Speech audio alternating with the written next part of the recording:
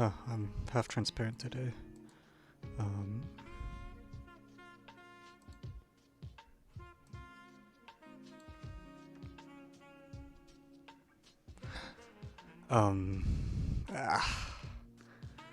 Man, chroma keys are so finicky.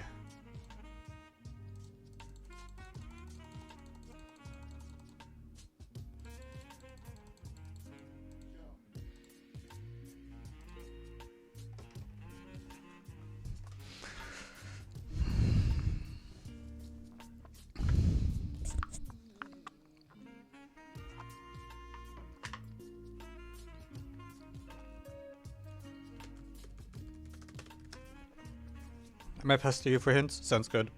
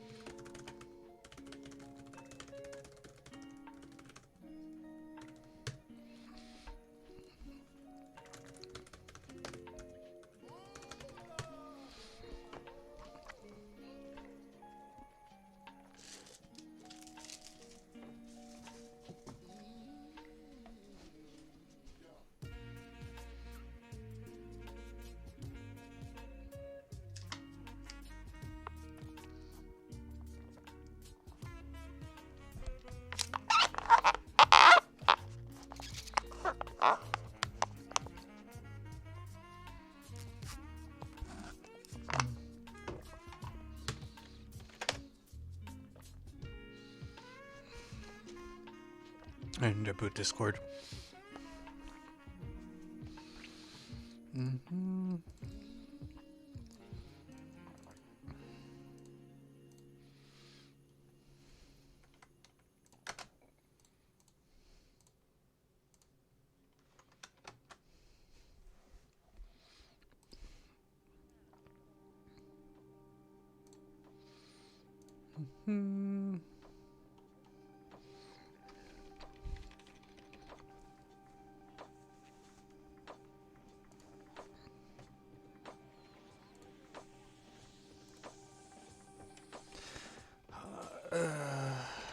Boom. Wait, my overlay is working, right? Is there just no problem requests today? Let me.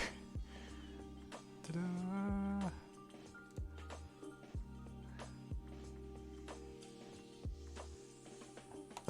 Huh. Okay. I'm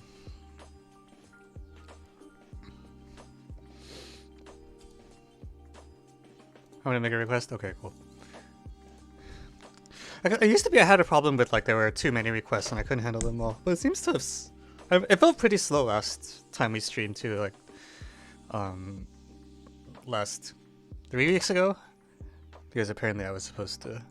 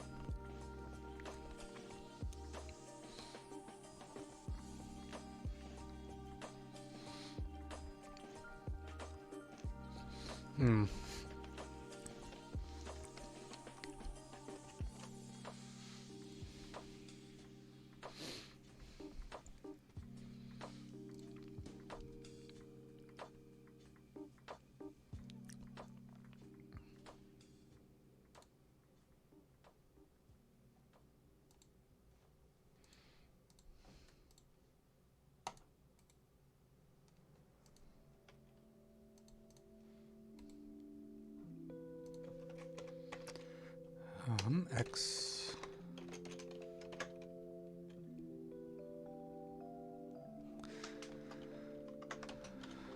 How do I set the default browser again?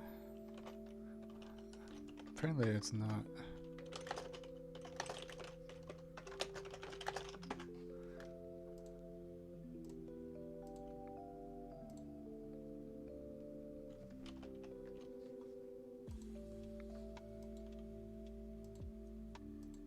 Uh-oh.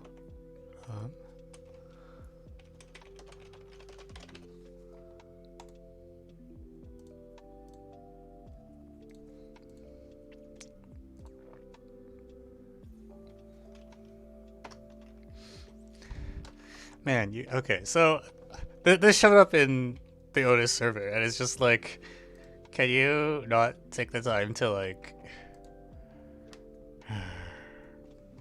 I'll do you all a favor, all right? I don't know why I'm doing this. Polygon.asc. Real r equals 2 to the 0 wave 5. Is it? I think that's it, yeah. Draw.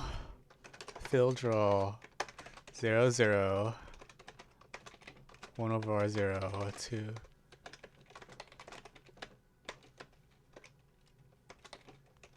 Two times r 0. 2 times r. 1 over r.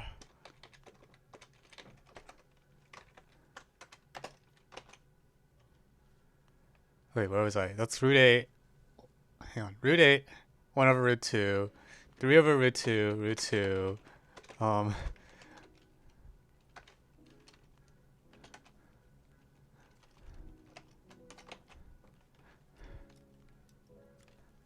Shit. I lost track of where I was again. 3 over root 2. Root 2. Root 2. 3 over root 2.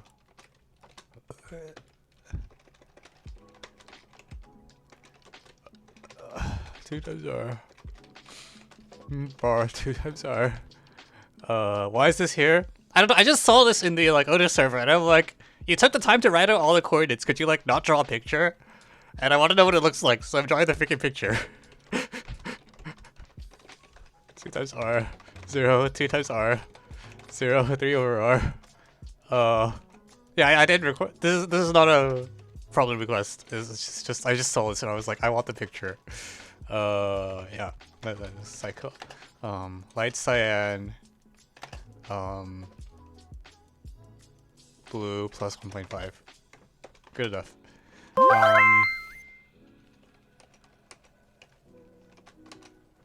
Okay, and then we'll draw a grid. All right, for n I equals 0, I less than 3 plus I. Draw 0 I 3 I, light gray, and then. I feel like I do this like for loop for a grid so much. I really wish there was a build-in for it, but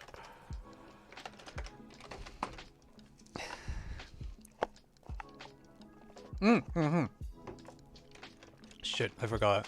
Size 8 cm.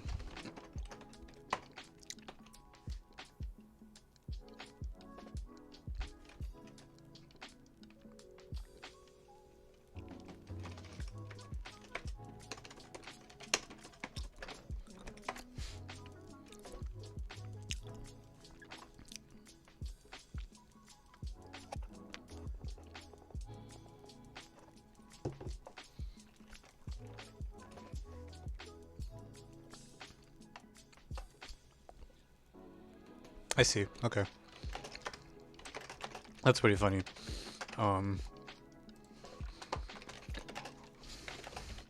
For copy.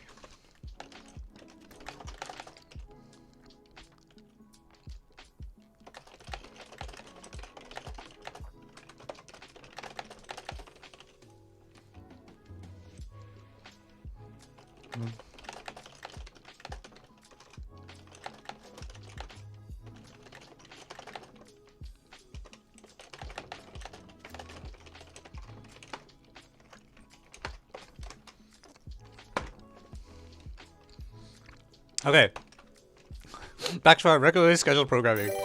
Thank you, Black Blue Car, for the ZIOI. Yeah, that unit is rough. Thank you for the sub. Glad to have you. Let's see if I can. All right. What's on the menu today?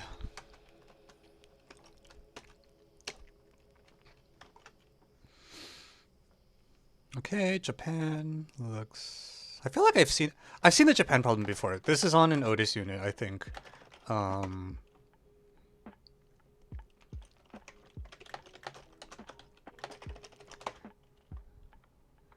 So for. Okay, so since you asked, I will post. Oh my god. I might need to turn the volume down, actually. It's a little much. No, I mean, it's fine. I don't think I ever posted the solution that I got. Or that I was given, rather.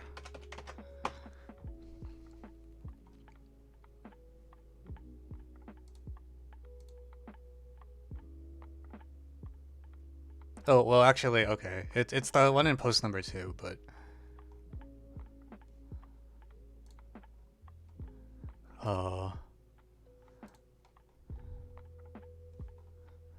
Can I just overwrite the solution posted?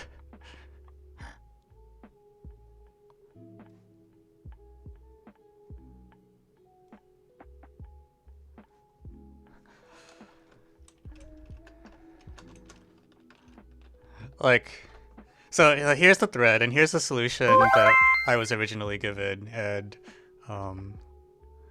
let's move myself downwards a bit. Hey, here's the edited version. I'm like, am I allowed to just like replace this thing with this thing? Will anyone be upset at me?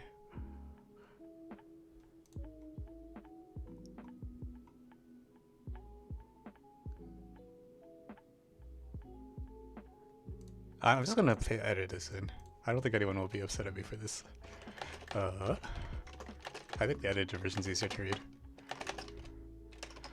Well, I need the AOPS format though.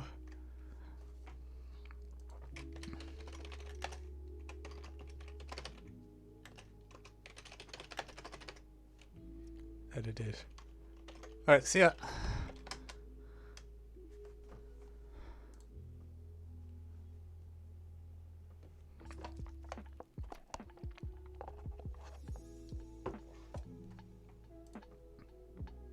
Oh, I need a, oops, shit. Sorry.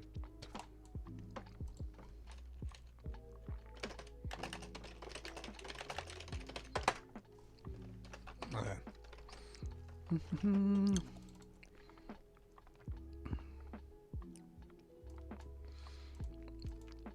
Alright, so if I clip if you want to send in a different problem, that's cool. Because when I don't do the problem, I refund the points back.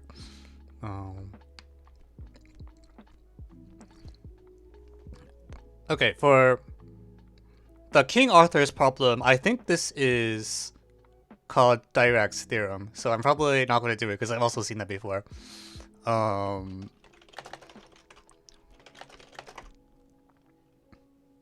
this is Dirac's theorem, except it's even. Also, Jesus, they put that on an Olympiad? That's rough. That was actually not very easy, I think. So for a 1964 Olympiad, that's... yeah.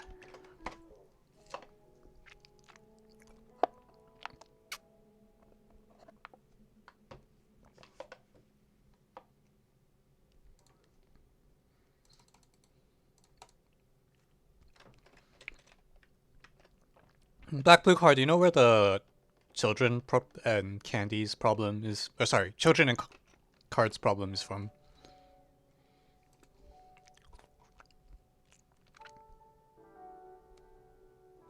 Oh, sorry, you just told me. What is RTPS? RTPS?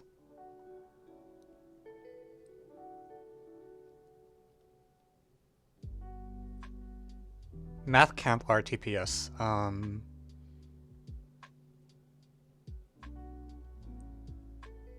Okay, I think that stands for something team problem solving, but I can't remember. Also, I've never been to MathCounts, so I might not have known it in the first place.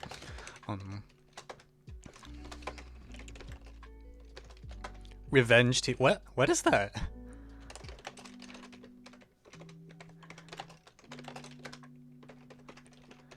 What was all the revenge contests? Oh my gosh. Roselle starting trends.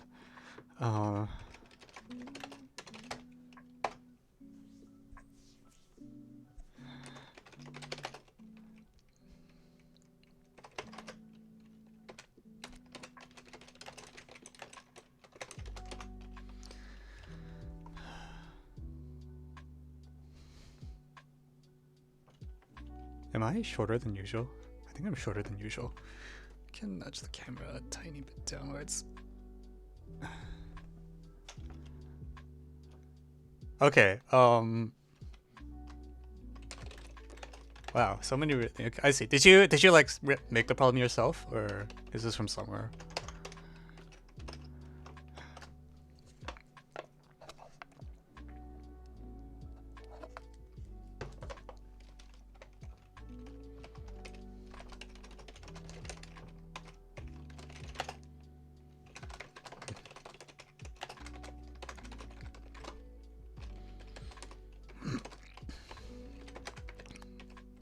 You wrote this problem. Okay, so this is actually okay. So this is an original problem. Okay, cool.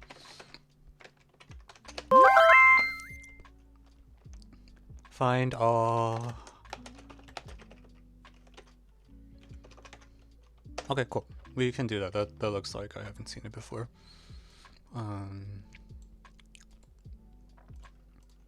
It's an FE. All right.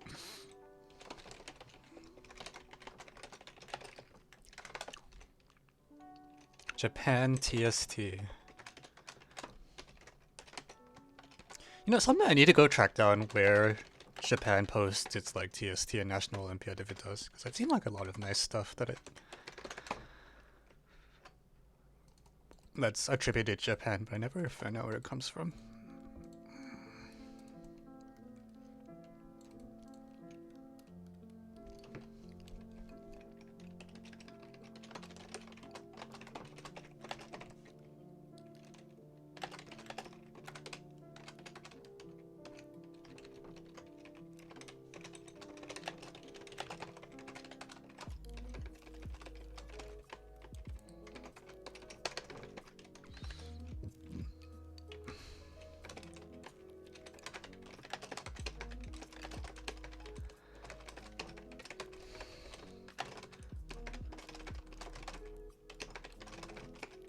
Okay.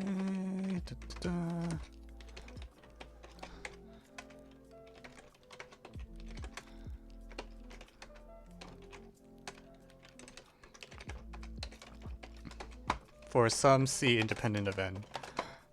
For some constant C. Alright. And here's the lineup.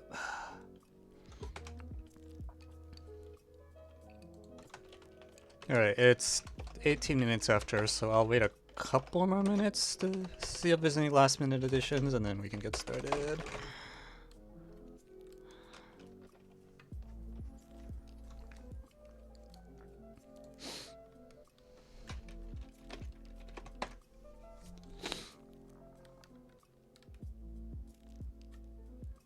Oh my god, do I need to babysit AOPS? Oh god. I see you flashing red dots. Okay.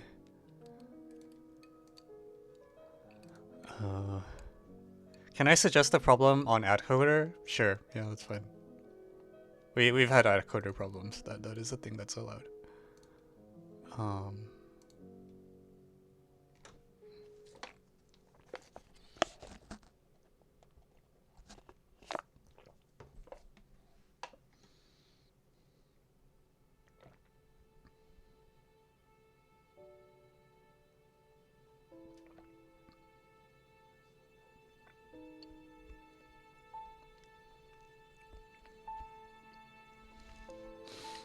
Oh, yeah, this is...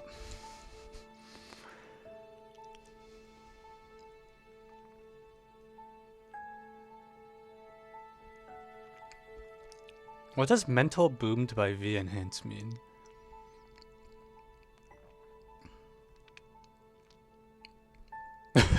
Oh my god. Oh god. Oh lord. Oh my god. Uh.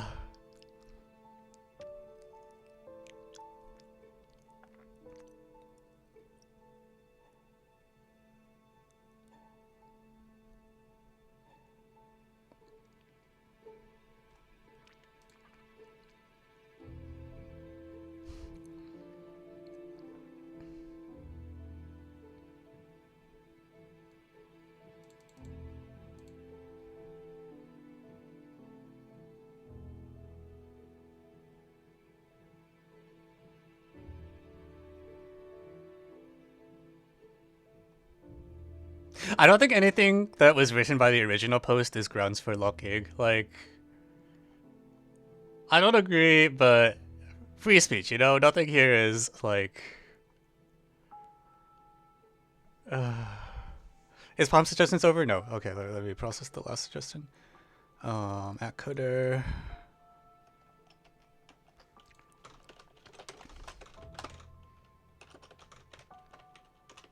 Code 286F.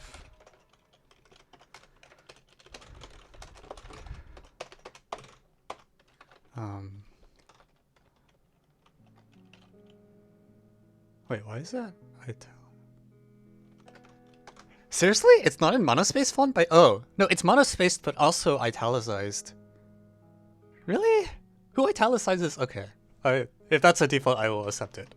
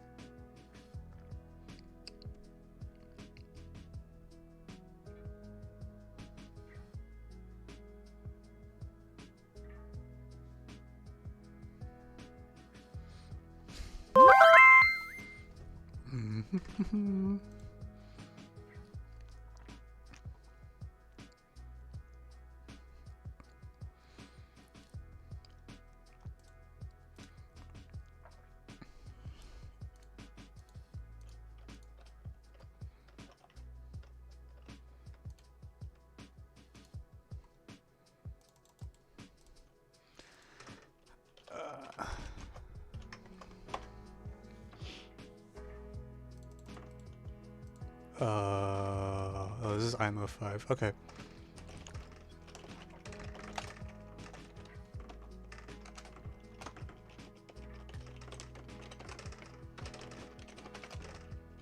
Wait, what?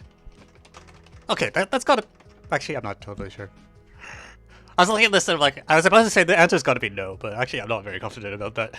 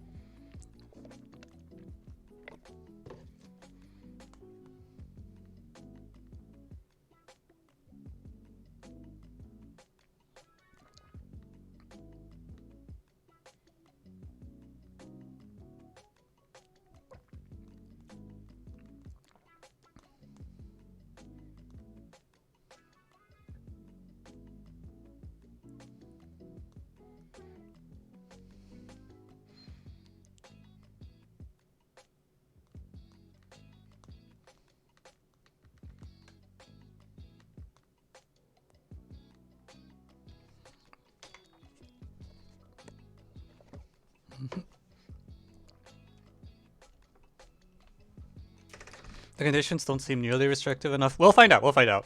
We got a good lineup today. I like this list. Except, actually, I haven't opened the AdCoder problem yet. Let me actually open it and see what it's about. Just out of curiosity. Guess the number 2. Wait, how do I see the list? How do I see the problem statement? Oh god, it's an interactive task. No! My grader won't work. Okay. Huh.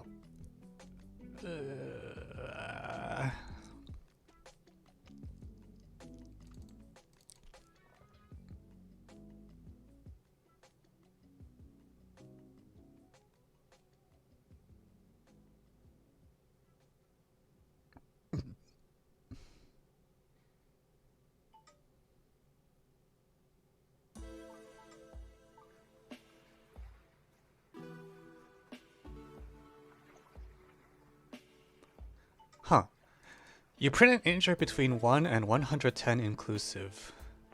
Why would you not... Okay, whatever. I was gonna say, I feel like you should always print 110 because every AI is a data point. So, you know... Yeah, there's no reason to not take all the data points, right? But...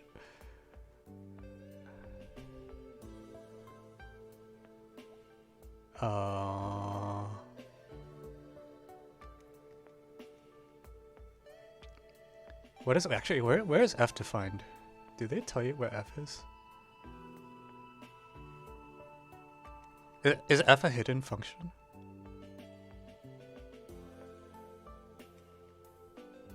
Oh, the AIs are the function, and then it... Oh, I get it. Okay. I get it. Okay.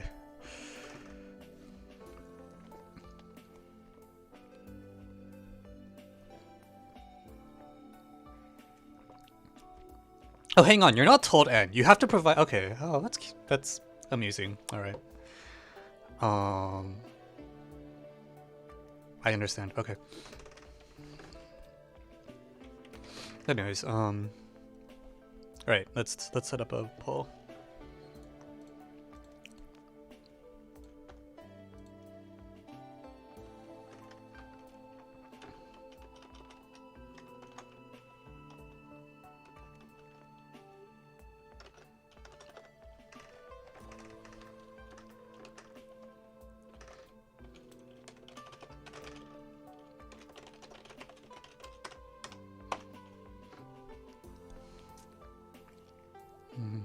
Shit, what's the poll URL? I forgot. Oh, here it is.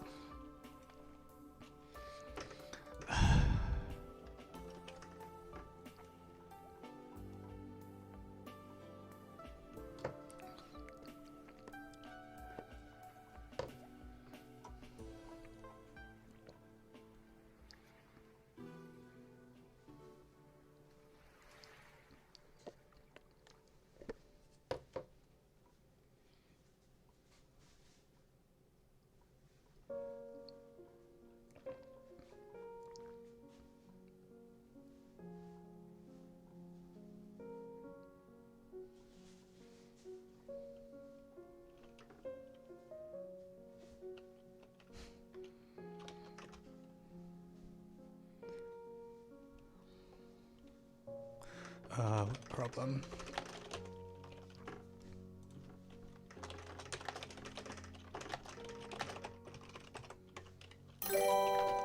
Thank you, Brian CJK, for the sub. Welcome back. 17 months, man. Coder 286F. Oh shit.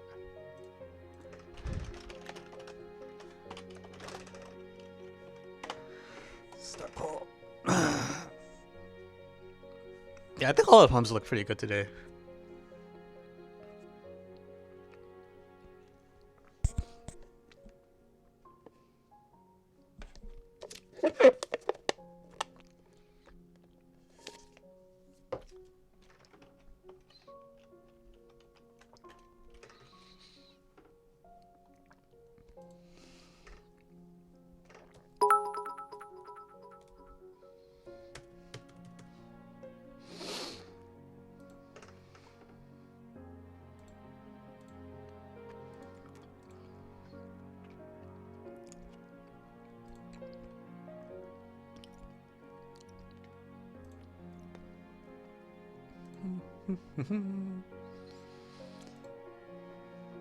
Thank you, Brian ZJK, for 10 bits.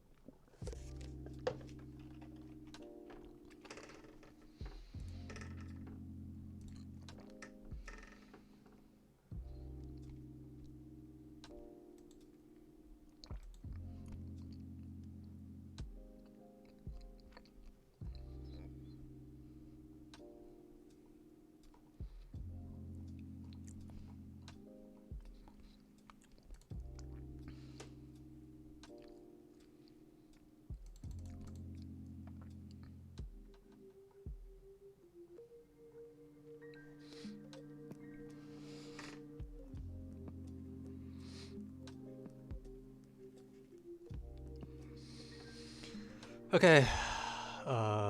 Wait, no one wants to do the FE? Really? I mean, I don't like FEs, but I feel like those are popular.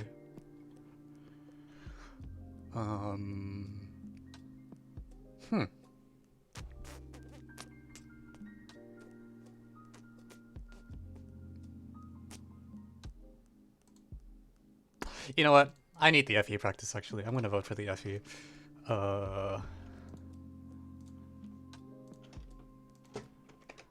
This is so off character for me.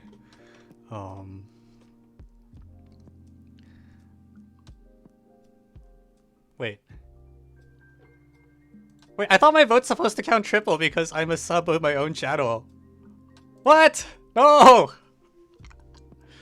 My dictatorship! Okay, whatever. Alright.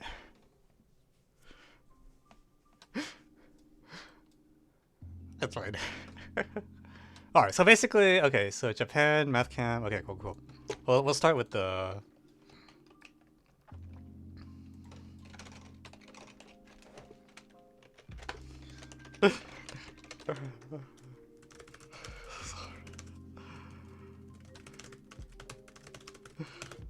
Here, let's just...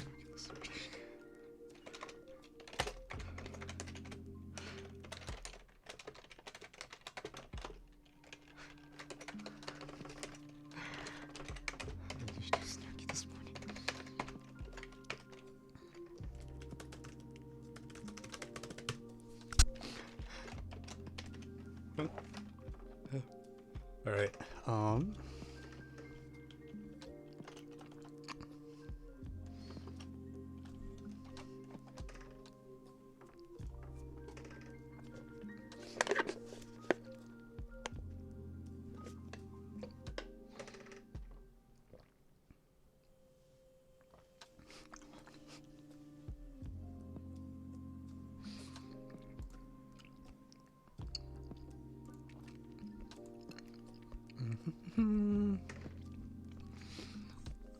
okay, let's get started.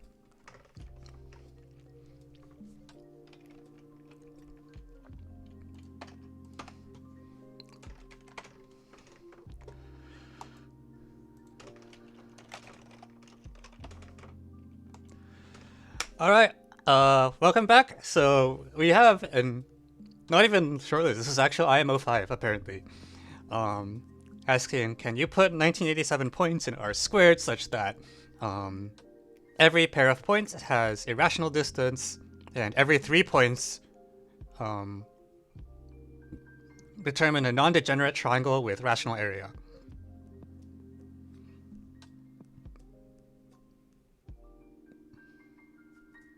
How do you do this? Hang on.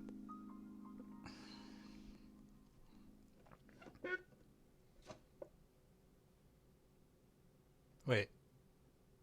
Okay, come on. Like, this has got to be.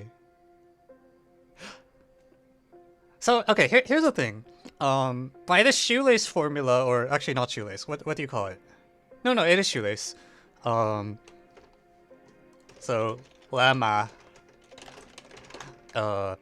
Given a bunch of any triangle with vertices which are lattice points has rational area. Because I was going to say, like, guaranteeing rational area seemed really annoying, and up until this is true. So, as long as I can put the points on the lattice such that,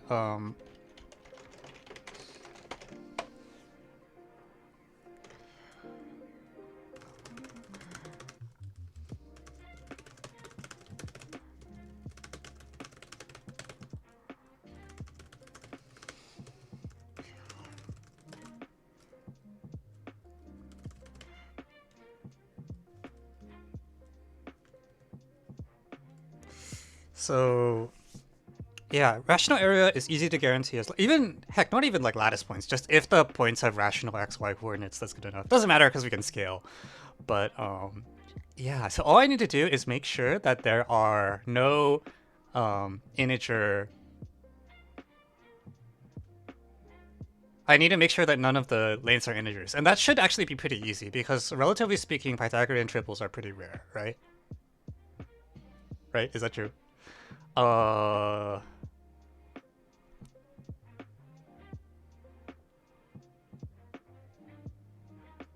Yeah, Pythagorean triples are like if I pick two random integers like x and y, I almost never expect x squared plus y squared to actually be an integer. So I should just be able to run it over, right? Yeah, just it feels like I should just be able to run it over. Okay, so lemma claim. There's not enough to stop us, so we're just gonna run with it. Claim, given a finite set S of lattice points, we can add one lattice point we can add one lattice point P such that P is a rational distance from every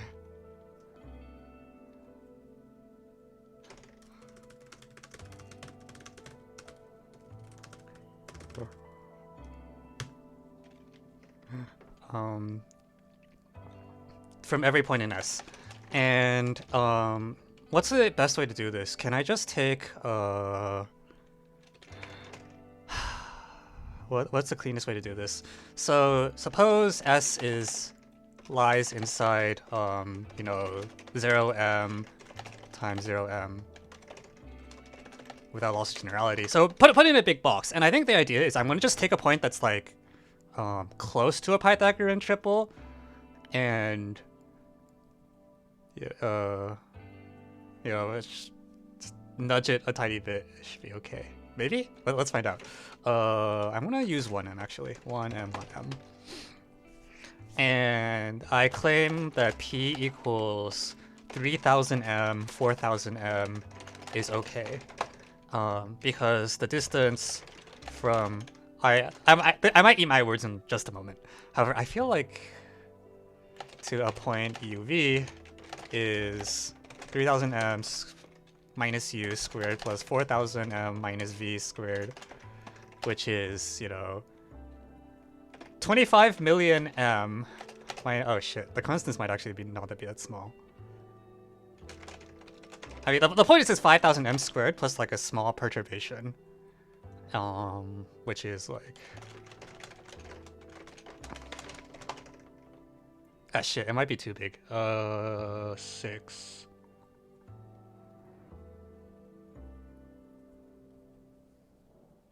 6, 37, 14,000. 6,000 U plus 8,000 V times M.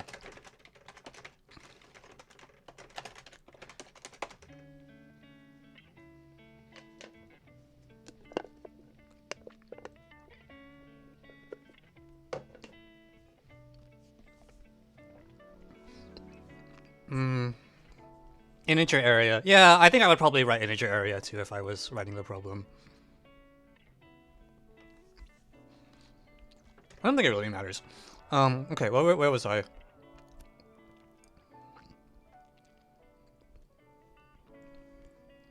Okay, I think my construction didn't actually work. Crap. Yeah, I was hoping it would be like the distance to the nearest perfect square is like 10,000 m-ish. So this will be bigger than... This can be up to...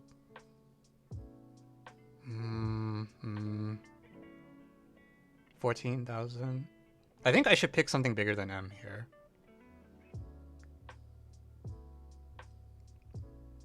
If I just make this big enough, is it still okay? I feel like, actually, I get to control how big it is. The errors are on the order of... Ah, God damn it.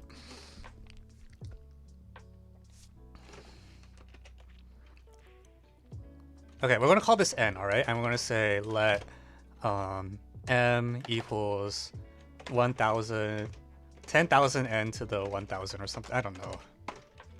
3m, 4m. Well, you know, just drop this act.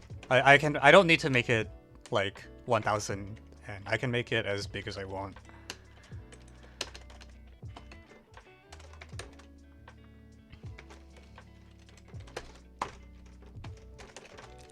So this will be this will never be a square as long as 6u plus 8v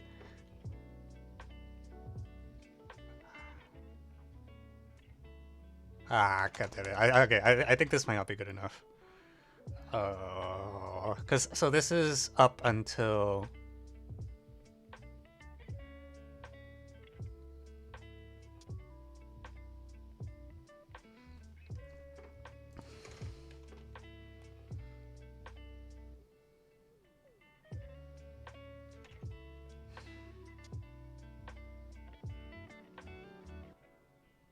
Six U plus 8v. Are you trying to bound the distance between two integers? Yeah, I think it's too big.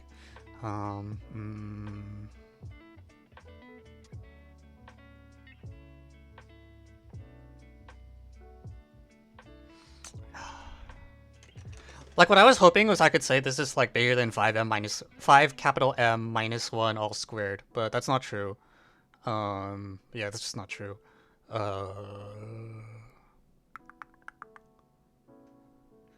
It does feel like the farther away I am from the points in S, the easier of a time I should have.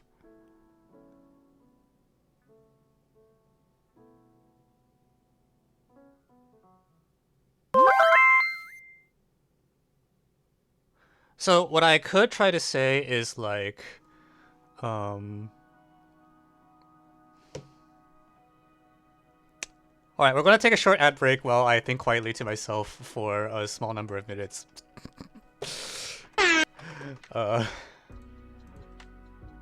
Where's the ad break button? Alright. Accidentally. Yes, definitely an accident.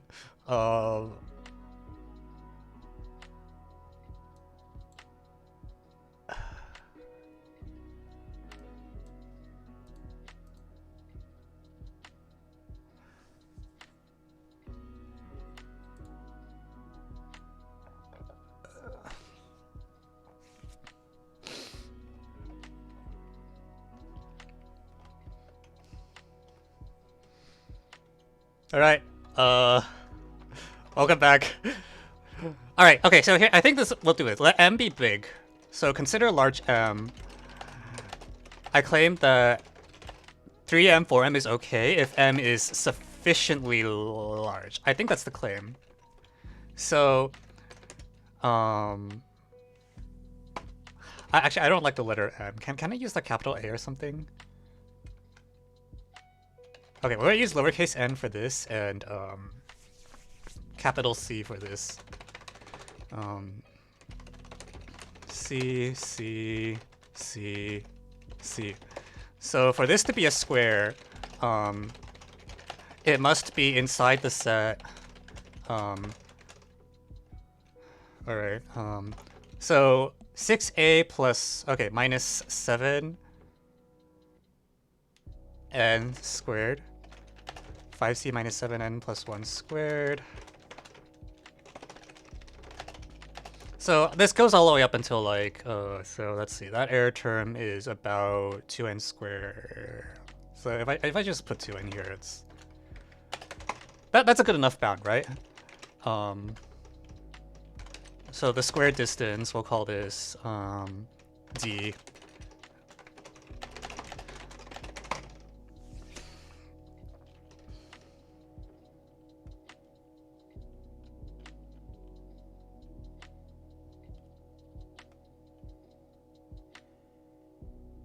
I feel like I'm confusing myself. Something feels really off to me.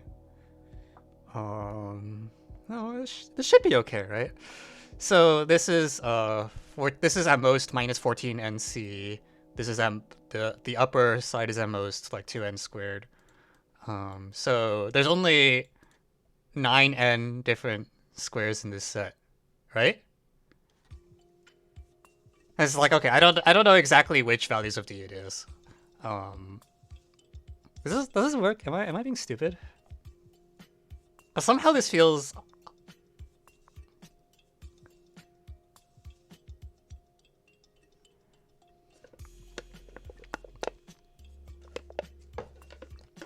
Okay, I'm gonna change C to R actually. I don't like C.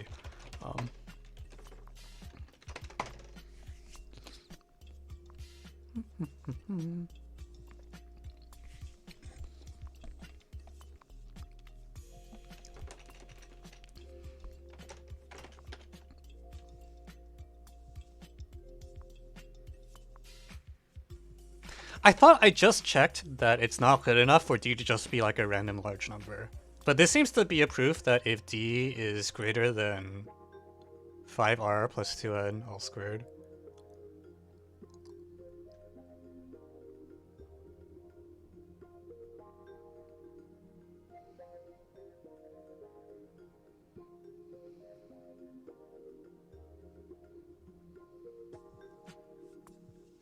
Hang on, I'm so confused.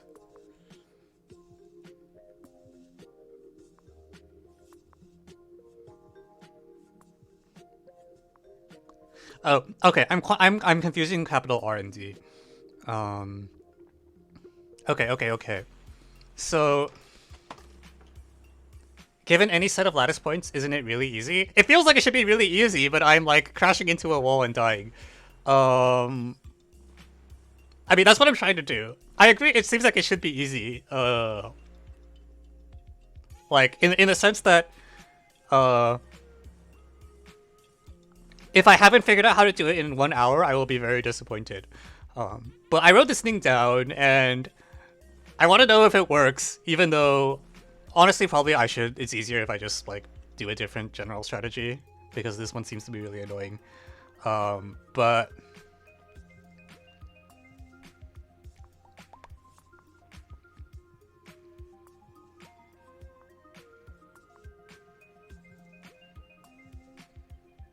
this should work. And here's why it works.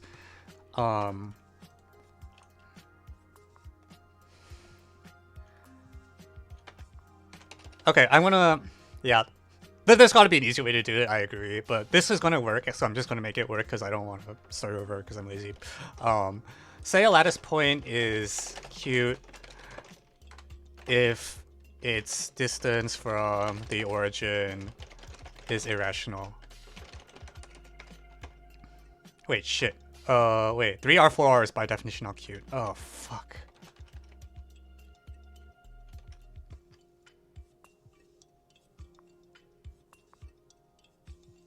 Hang on.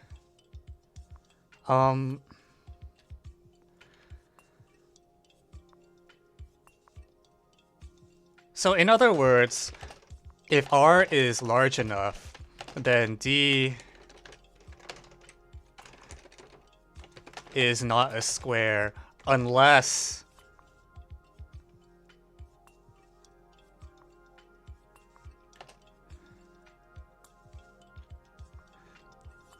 D is actually identically the square of a polynomial in R. For that to be the case, we would need D equals like 5R minus square root. Wow, wait, I'm so confused why this is putting up such a fight, is the thing.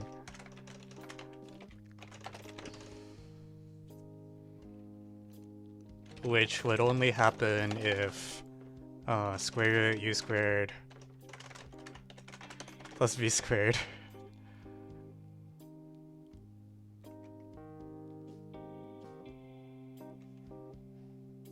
equals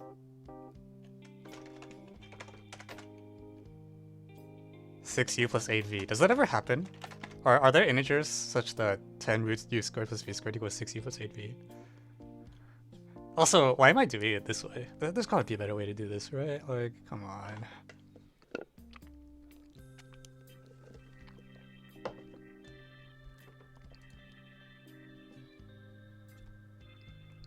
But basically what has to happen, if you have a quadratic polynomial with perfect square leading coefficient, unless the polynomial is literally the square of a linear thing, then it will not be a square for large enough inputs, is the way the theorem works.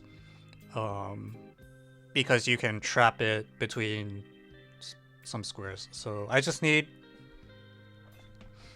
need to make sure that this thing doesn't have too many integer solutions, which is true. It has to be true.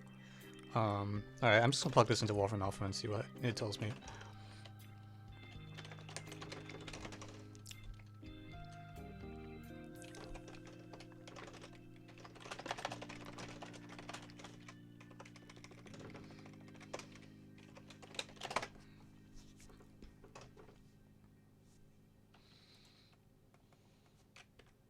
Are you fucking kidding me?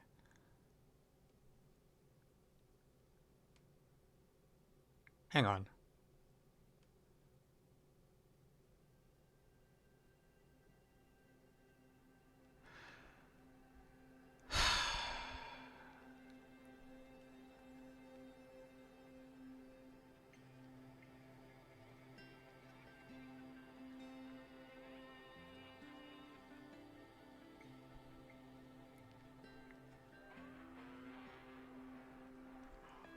I'm learning so much from this problem. Okay.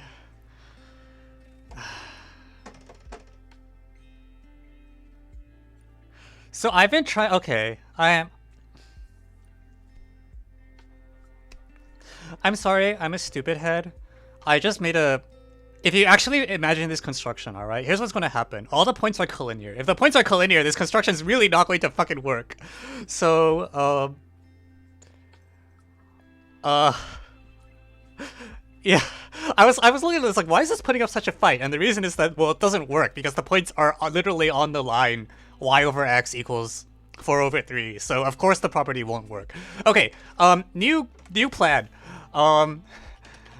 Let alpha and beta be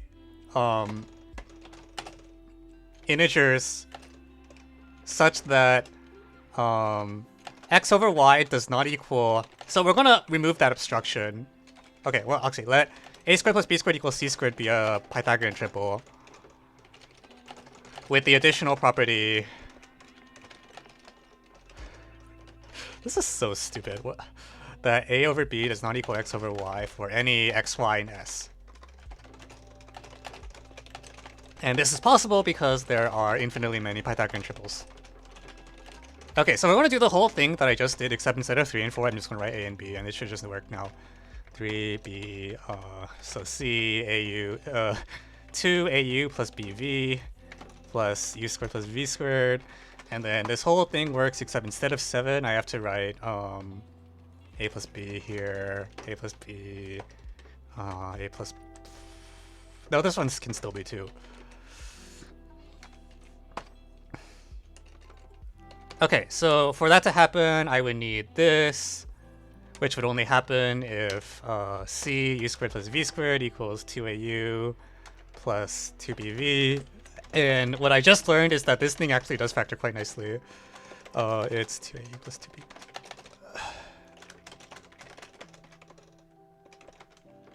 Thank you, Wolfram Alpha, for your wisdom. God damn it, I hate everything. Hang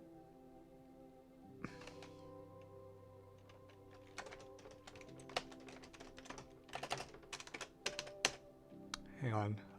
See.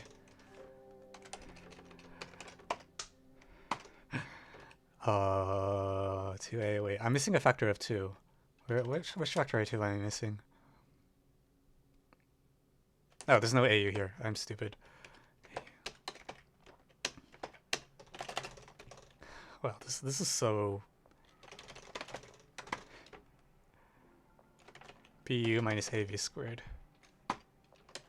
Which doesn't happen because we chose AB not equal to X over... So hence for each point, oh my god, this is going so far off the page. So hence for each UV and S, there exists a constant C UV for which R greater than C UV is good enough.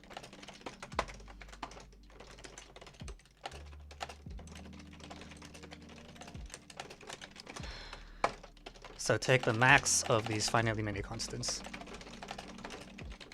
to finish.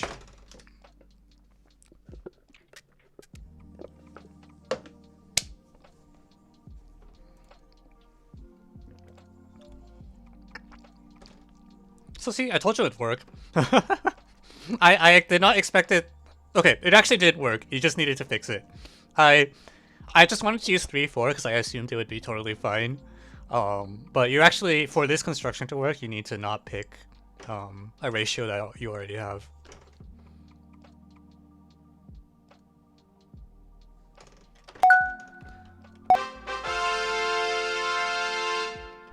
Alright, we did it, fam.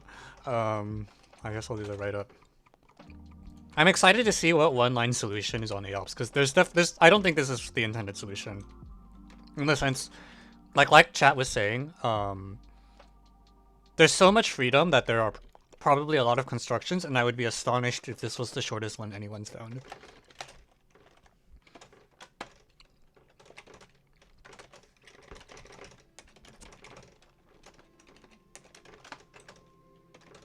Okay, so...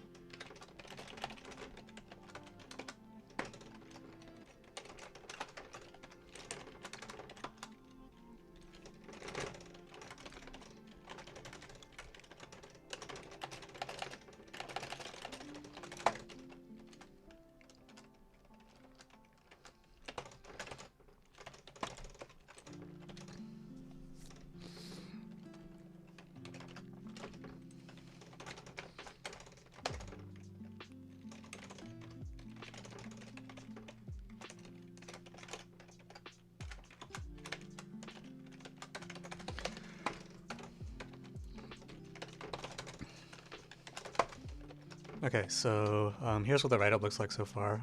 We can hide the Mythargia thing because we're done with that game.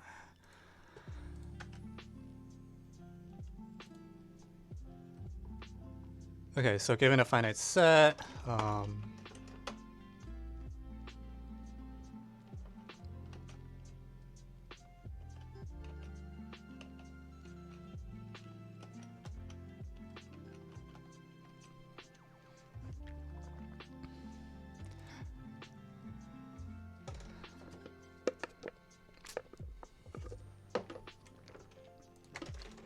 I want to stay primitive.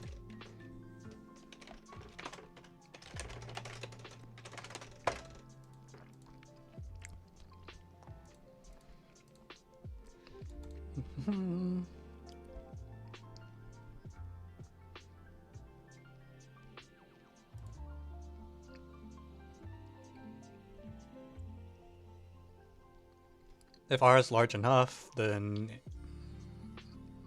you know.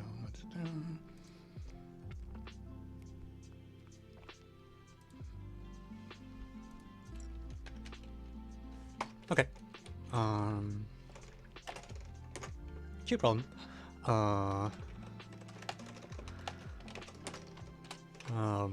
I feel like I hesitate to call this geometry because it's not really a geometric. We're gonna call this, you know what, we're gonna call this number theory, alright? We'll call this a number theory problem. That construct free wasteful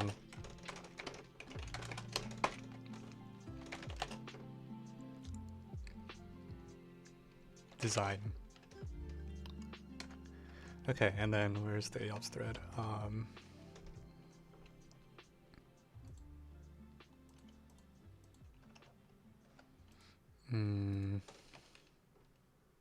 Shit. 1 please. Where's the...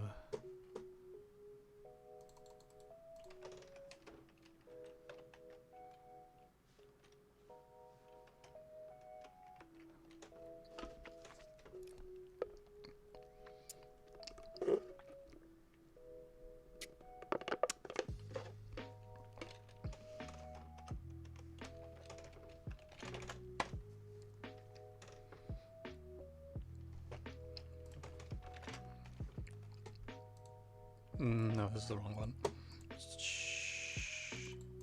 Shit, come on.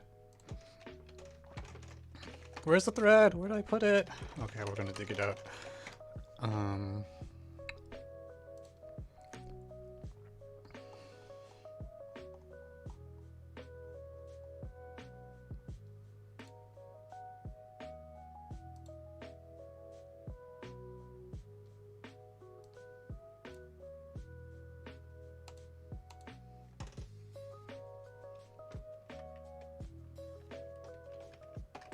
Okay, I think this is a different thread than whatever I was given originally. But that's fine.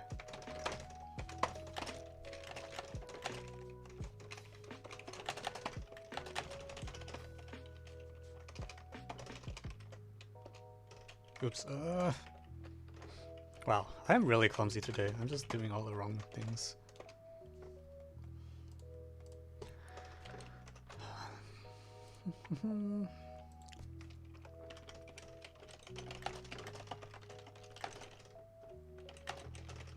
And of course, alright, black blue car literally beat me too. Alright, nice snipe.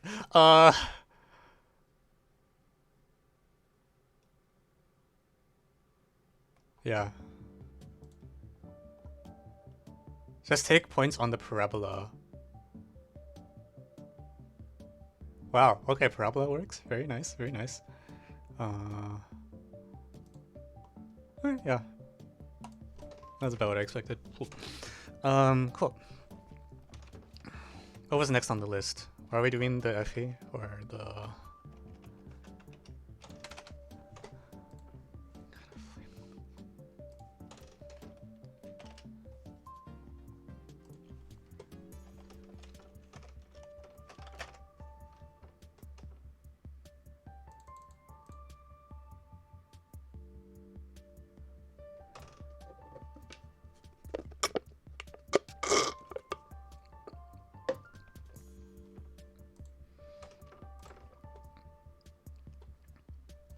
Yeah, okay, we'll do the cards. Actually, no, I'm gonna do the FE first because I think I will probably get the FE eventually, and I think there's a chance that the cards takes forever. So I'm gonna do the FE because I'm assuming it's not going to be. I think FEs are the kind of problem where if you have a group of people, you're gonna get it eventually. You're not going to all miss the trick or whatever. Well, a trick is not even the right word. It's like, how do I say it?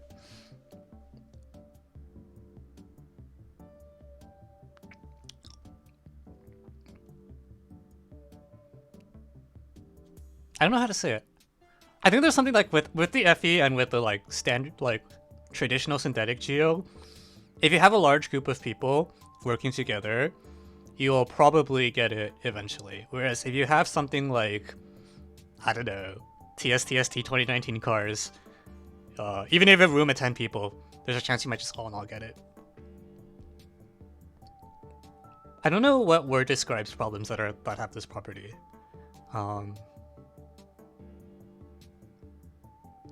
Is there a word for something like this?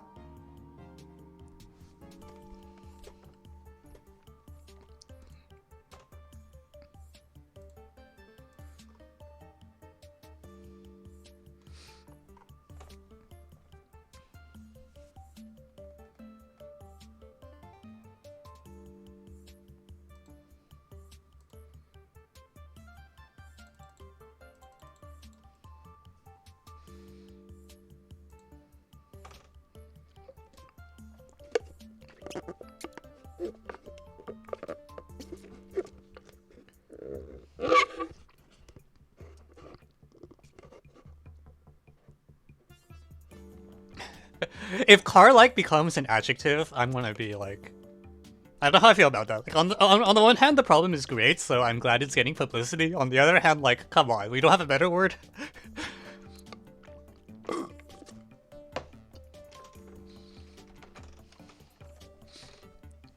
Car-like, yeah, car-like. Car-like.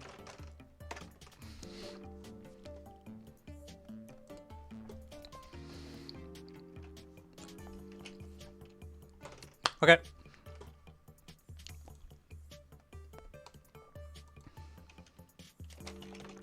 Car unit? I think that's literally just like any problem that's a candidate for both Russian combo and anti-problems would work pretty well.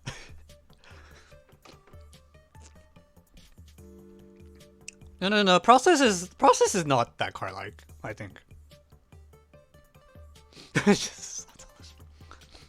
Like, I think car is like the car's problem happens to be a process problem, but that's not like the main thing I would say is interesting about the car's problem, right? Actually, a lot of the process problems are close. Like, a lot of them are actually kind of rigid, right? Like, you know, you look at this process and you're like, I can actually pretty much understand exactly how this process works, and that doesn't feel very car-like to me. It's just like you look at the process, you think about how it's working, and then you write down the solution.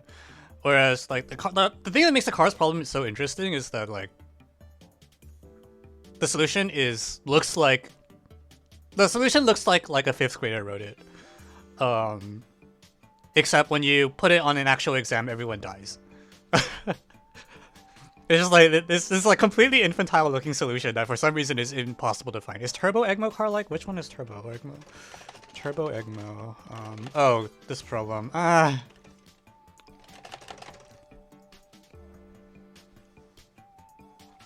Maybe a little. I feel like it's more motivated.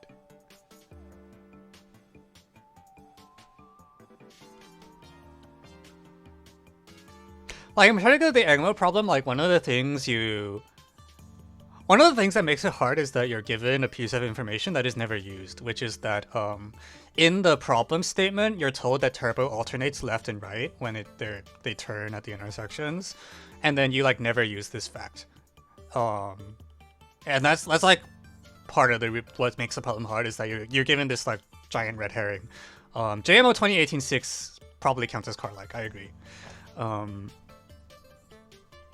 Yeah, that one qualifies for sure, and I believe is on Russian combo. Is it on Russian combo? Actually, let me check that claim. What unit did I put that on?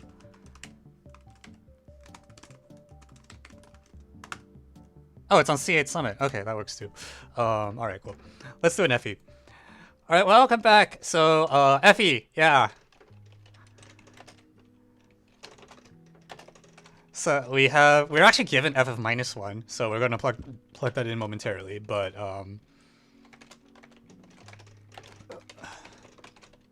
actually that feels a little weird to me. -1 of all the numbers you could pick? Whatever.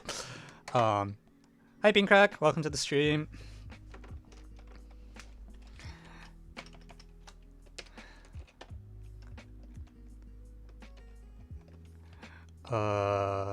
Alright.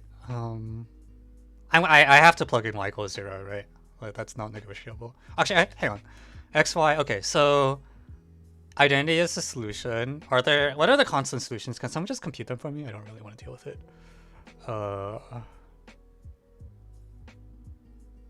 Fx, Fy. Okay, so I guess 0 would be a solution except for the -1 thing. And every linear solution has to have leading term 0 or 1, which is fine.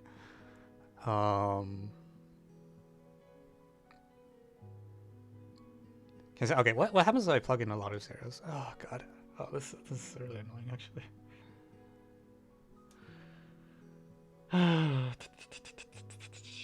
Okay, I think it's just identity. I don't think x plus c is a solution for any other constant c. Is it?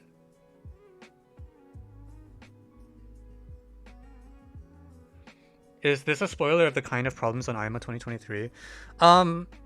So this better not be a shortlist problem, because if it's a shortlist problem, it shouldn't be on AOPS already. Actually, is it my AOPS? Hang on.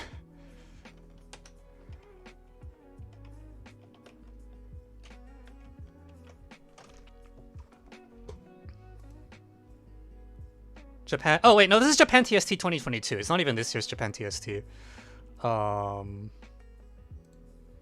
Yeah, so it should be fine. Okay, yeah, okay. If it's last year's TST, then there's no way it's shortlist. 2022. Screenshot. Yeah. God. One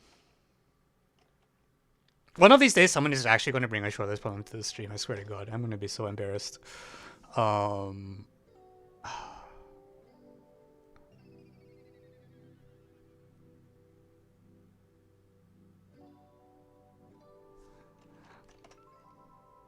Now that I've said that. Okay, anyways, moving on. Let's plug random crap in. F0 squared minus F0. Okay, I'm just gonna plug in y equals 0 so I can kill the y of x term. Plug in y equals 0. So f of x, f of 0 minus f of x is equal to f of x plus a shift. So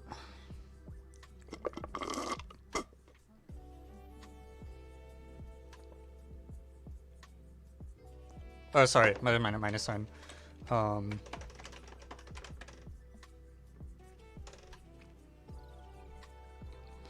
if f of 0 equals 1, then we die. And otherwise, this says something. I don't know exactly what.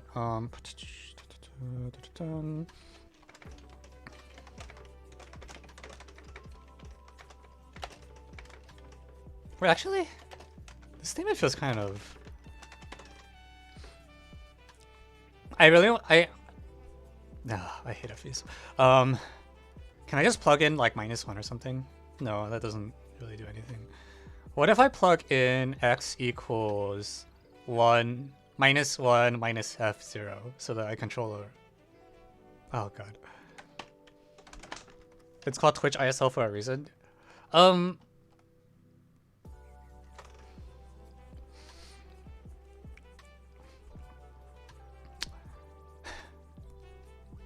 Moving on.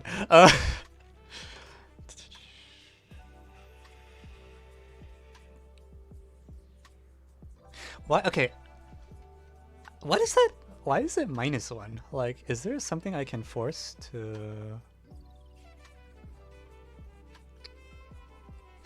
Oh, do they want me to plug in y equals -1? Is that the play? Because when I plug in -1, then the f of x thing on both sides dies.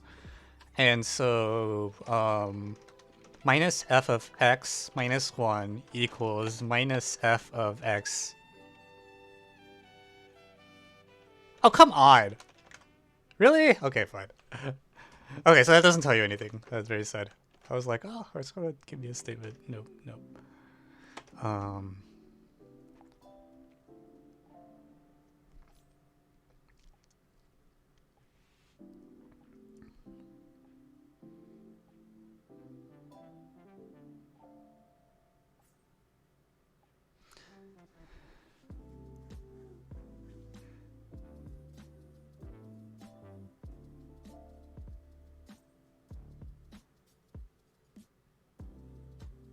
Actually, in general, if I plug in y as any fixed point, like if y is any number for which f of y equals y and I plug in y, I actually don't get anything. I get exactly like, oh, that's interesting. Because I feel like I want to write this as like, f of y minus y times f of x is equal to f of x plus y minus f of x minus. So any fixed point, if I plug in y equal to a fixed point, I actually don't get any information. And if y is not a fixed point, then I get a statement that looks like this. So I think the 0 actually was not that important. What I really want is, wait, I'm actually a little spooked now. Because this equation the equation's automatically true if y is fixed, if at any fixed point. So if my function has the property that almost every number is a fixed point, I might still get a, like if I let f be the identity except at one blip,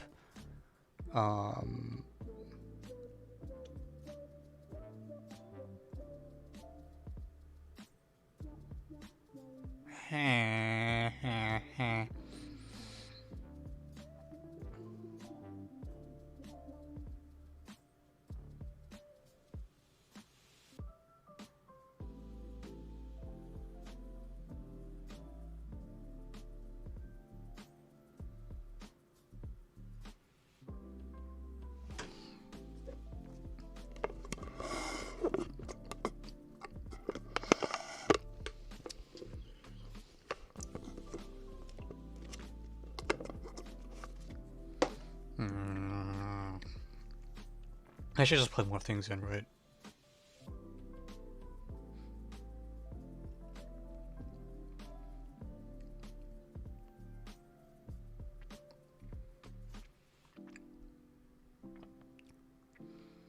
Plug in y x equals 0. Does anything useful happen?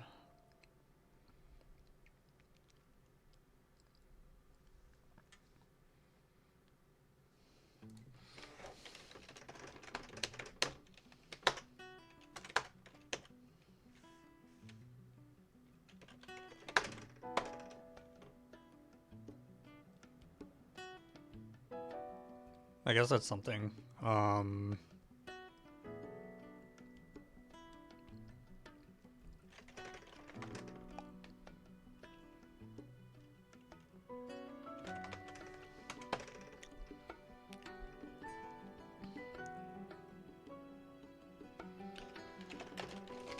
Okay, sure. All right, so f of, in general, f of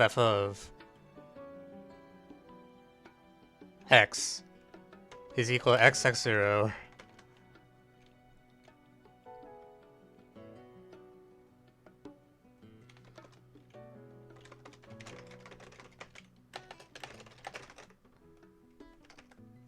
Hi Ritwin.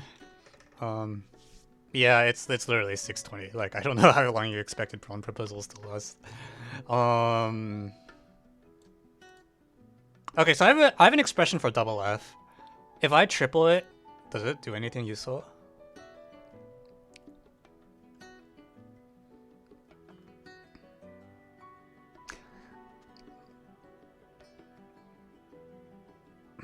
If I plug in x equals 0, I get...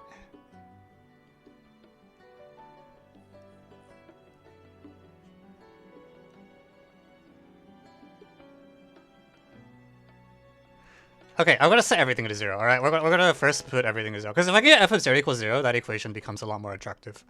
If I set everything to 0...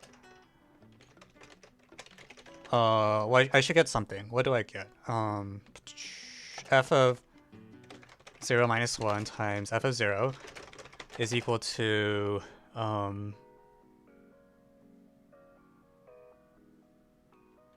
f of 0.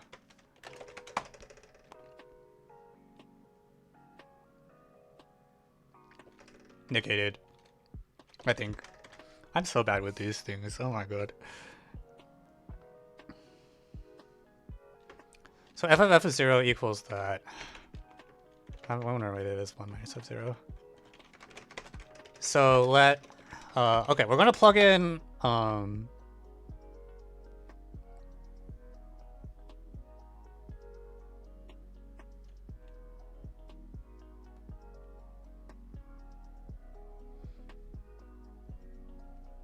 Y equals, okay, someone says y equals -1 and x equals 0. Let's give it a shot. So plug in y equals -1 and x equals 0. So in the previous thing, oh wait, yeah, they literally told us, oh, I'm stupid head. 1 minus, okay, f of -1, oh, so 1 minus f of 0 equals minus f of 0 minus plus 1. Oh shit, no, that doesn't do anything.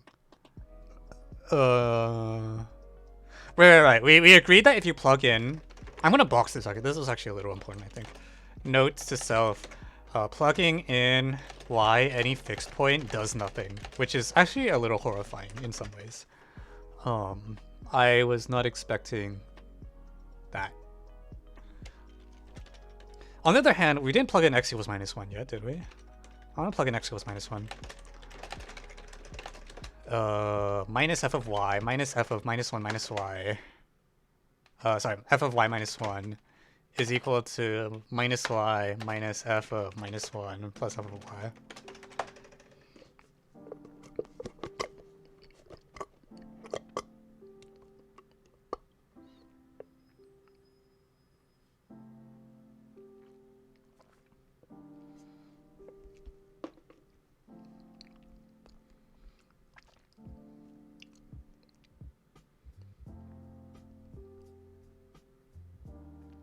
Oh my god.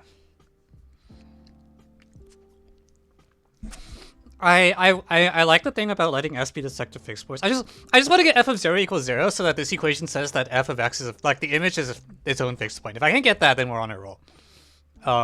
Yeah, no, someone get me f of 0 equals 0 and then we'll do what Ruin said, alright? God.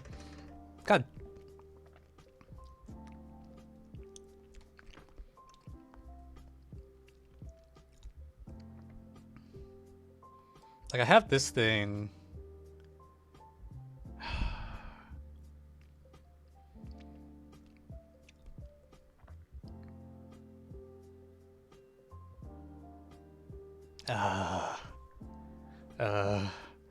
Can I, if I, are there, if I plug in y equals f of 0 here, is that good for me?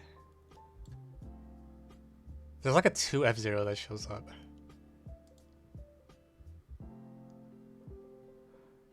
Maybe that's okay.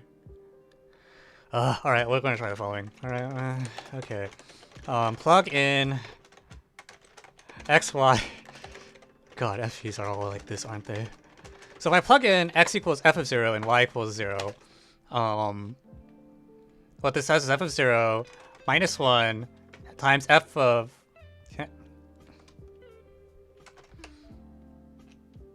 Okay, we're gonna I give up. We're gonna let us see what's f of 0 so I don't have to keep typing the freaking thing over and over.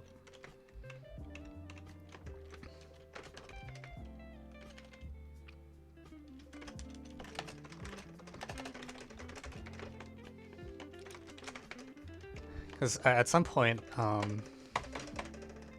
it's actually just impossible to read. Plug in x equals c comma 0 gives f of c, which is c times 1, okay, c minus 1 times c1 minus c equals to minus f of 2c. And we're going to plug in the other way around, xy equals 0 comma c to get help. F of c, shit, I didn't want an f of c. Oh no, f of c is fine. F of c, in general, how common are monsters? Not that common, I think? I don't know. So we agreed this is c1 minus c. And then, this is c minus 1. And this is supposed to be equal to cy minus f of c. Oh shit, no.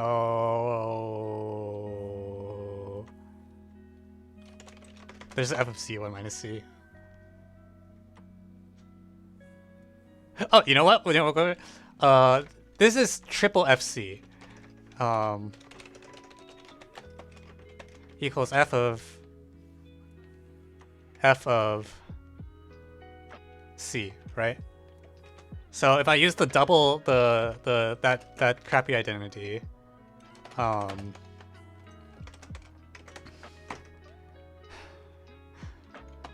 this is f of 2c minus c squared. So now we pray that these two equations are not redundant. I think they're redundant. I think I get the same thing twice. Yeah, they're redundant. Okay. Worth a shot.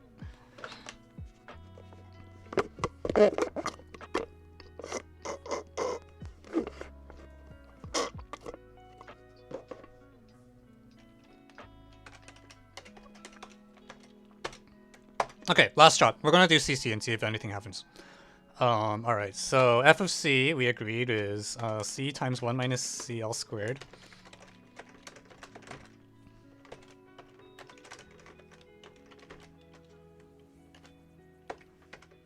Minus f of 2c is equal to c times f of c, which is c times 1 minus c, minus f of c plus f of c, which is c times... Oh god, there's an f of minus c squared term now. Okay, that's probably not very good.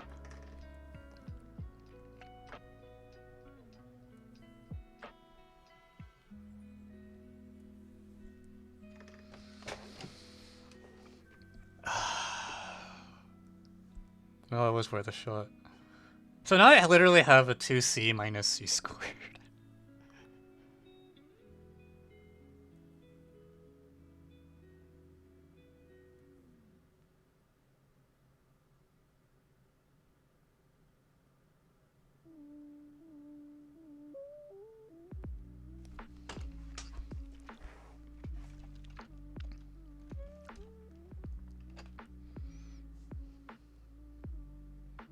Someone please just get me c equals 0, for the love of God.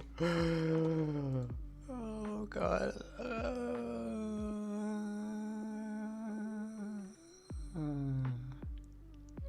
Okay, what if I plug in -1 comma c? Then I get like a c minus 1. Is that bad news? That's probably bad news, right? If I get a c minus 1. I mean, f of minus... Okay, so this is known. F of c... yeah, no, that's not very good.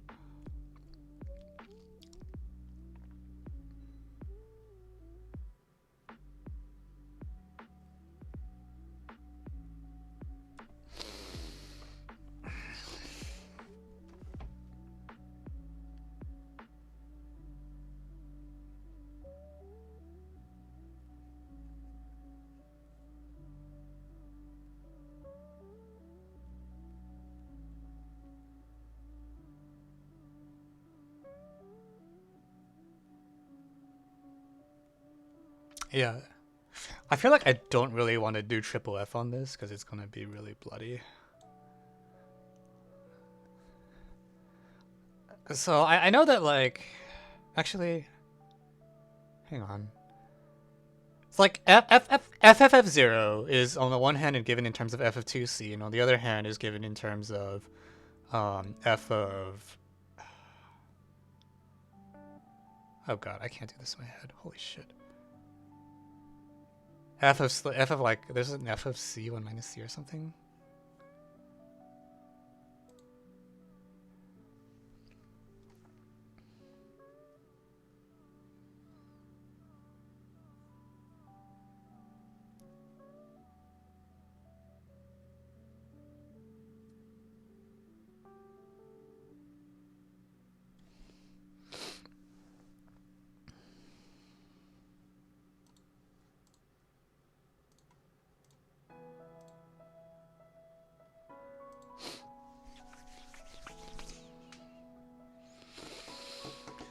Okay, let's see. Oh,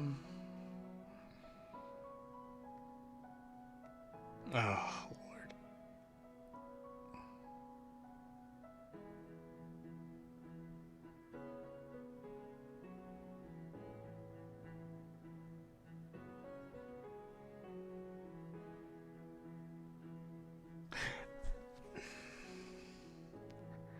Come on, someone please find a way to get f of 0. Holy crap.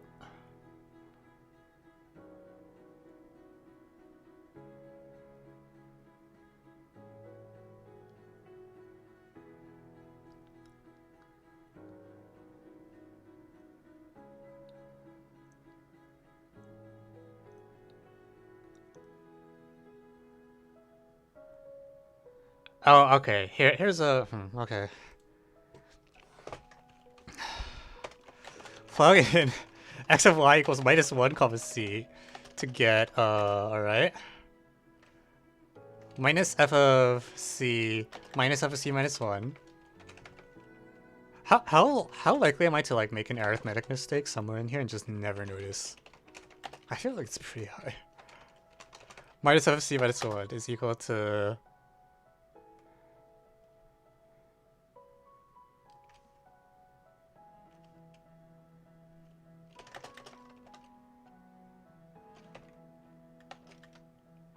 f of c, we agree with c1 minus c.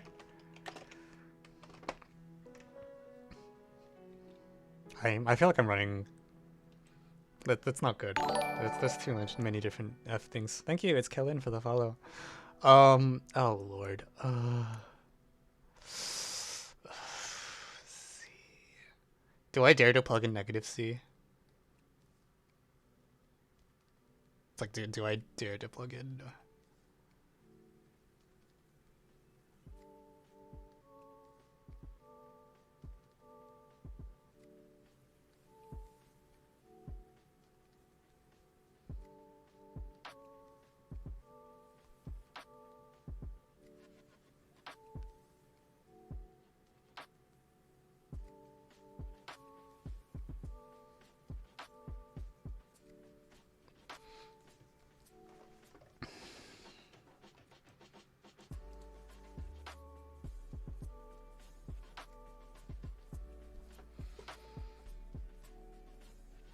Yfx plus fy plus, wait, what? Wait, how did, oh, you swapped x and y. Yeah, that might be useful. I'll write that down. I feel like I really want to get f of c equals c, but I should write that down. So, right, what we're gonna do is,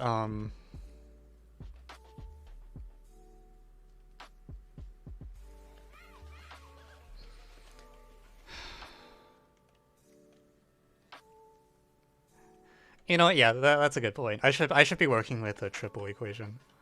We'll let pxy denote the assertion. So rather than do it like bumbling around like I've been doing up until now, I should always be plugging things in pairs anyways, because one side of the equation is symmetric and the other side isn't. So y, f of y plus f of x.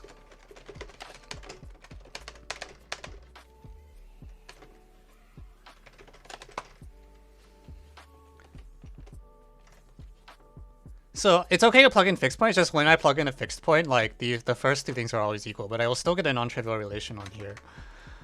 So we can consolidate this a bit then, and we'll just say p of -1t implies f minus f of t minus f of t minus 1 equal minus t minus f of minus 1 plus f of t. And then p of 0 comma t implies f of 0 f of t minus f of t is equal to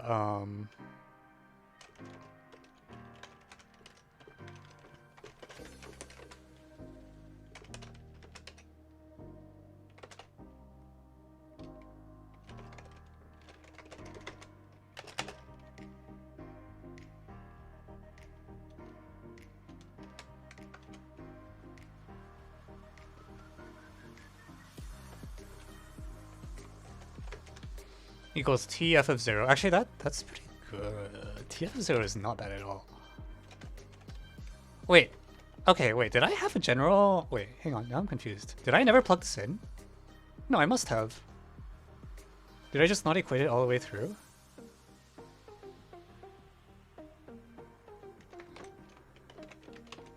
Because this equation seems pretty damn good. Because it's a way to translate f of t into just ft type things for any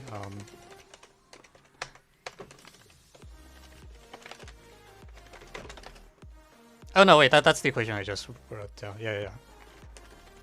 So if c equals f0,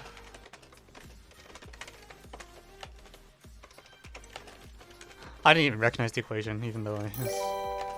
Thank you, Bartok again for the raid. Welcome to Twitch Solves ISL. So this is the stream where people send me math contest problems and I try my best to solve them in real time, which has varying amounts of success. Minus CT. But yeah. So in particular,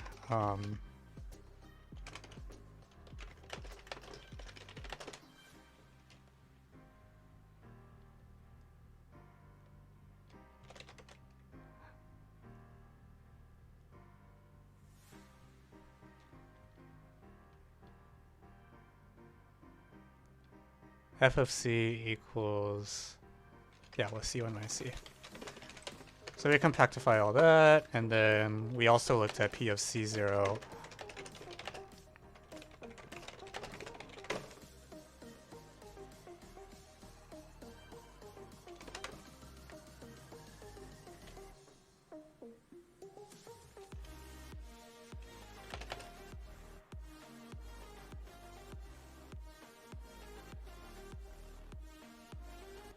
Okay, wait.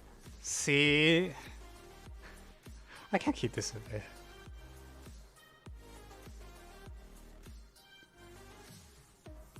Yeah, okay, yeah, alright. So on the one hand, it's equal to minus f of 2c if you put there. On the other hand, if I do c squared minus...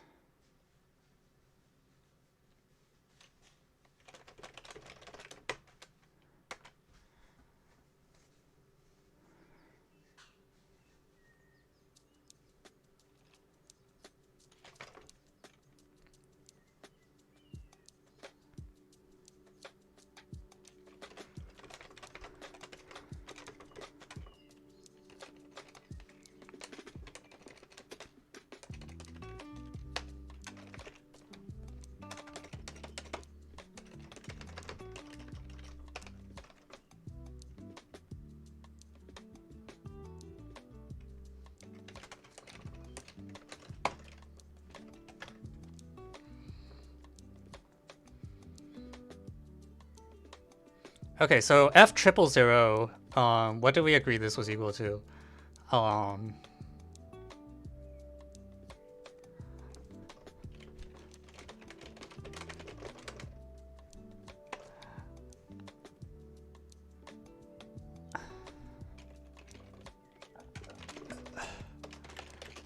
So f of triple zero, equivalently f of c. So on the one hand, this is equal to like f of 2c minus c squared. Yeah, we knew that already. And on the other hand, if I do the outer one, if I do the inner zeros first, oh god, f of c minus c squared. C f of c minus c squared. Yeah. So I do think this actually is a thing to be neat about, which is that because I have like an equation that looks like this, I should just always plug it in pairs, if only so that this makes my work a little more organized. I don't have to keep asking myself, did I plug in the other direction yet? F of c minus 1 equals f of c minus 1. Wait, what? Wait, where? How did I get that?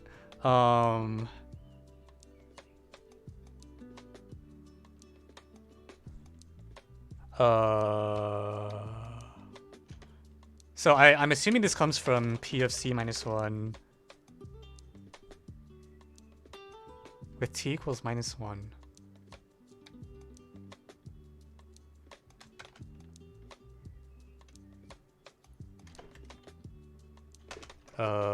Is it on this one?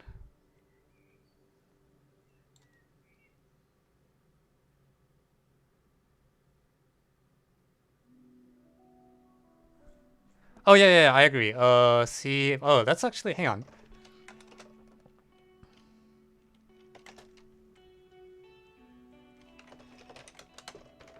Okay, so this is good. Take t equals c. P of c of 0 implies. Sorry. Minus 1 0.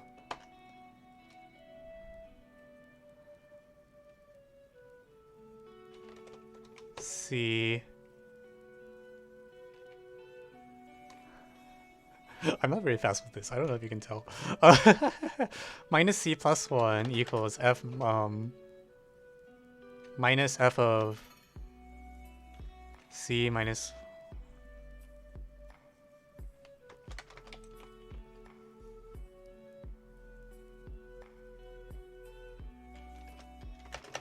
And then, okay, the other one should be redundant because we, yeah.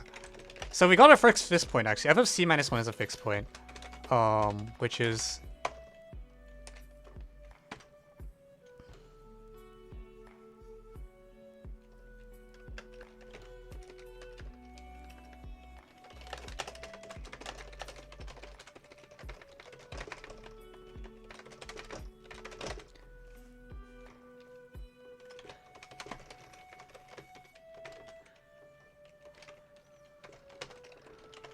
The red part says...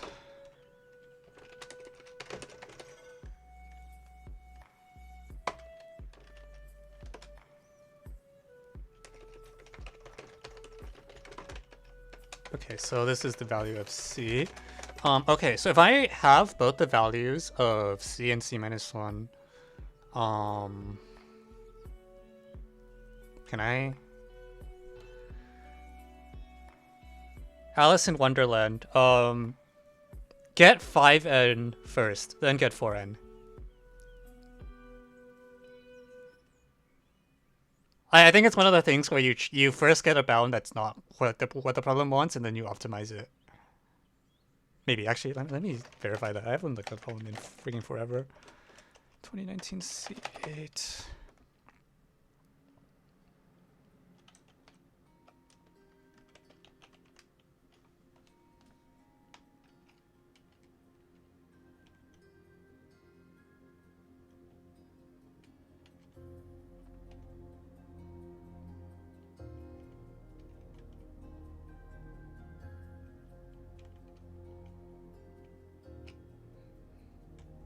Yeah, get 5n with get 5n bound with greedy, and then try to optimize it to 4n. Okay, so c minus 1. I'm like slightly afraid to plug in like anything, but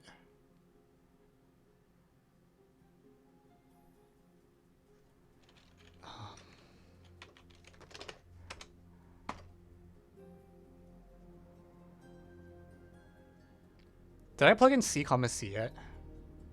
I thought I did, but I don't see it in here. Okay, we're gonna put that in.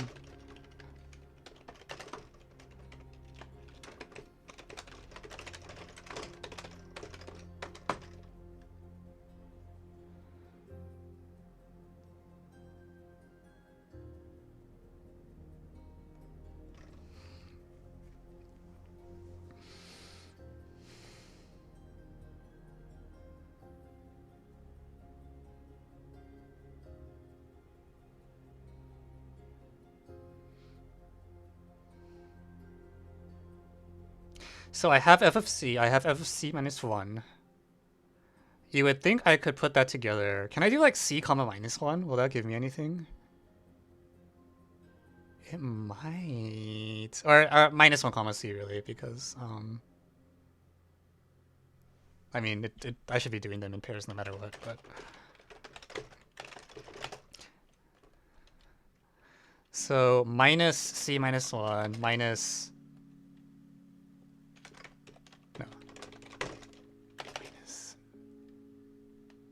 F of 1 minus f of c minus 1 is equal to c times f of 1, which is minus c, minus f of x plus f of c. Oh, come on. I got an f of minus 1 plus... I mean...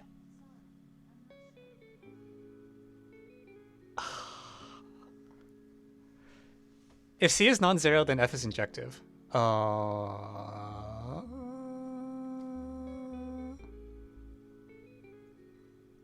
What, from this equation? Oh, I agree. Yes, if c is not 0, then f is injective.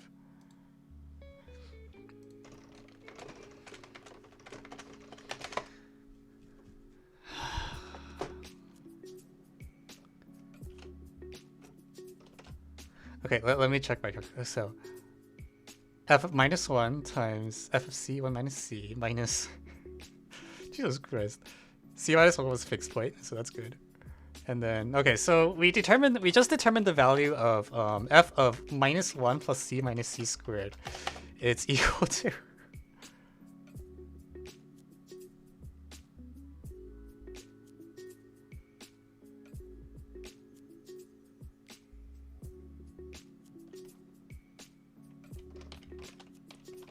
Why do I keep getting fixed points? Hang on. Really? That's what I get? No joke.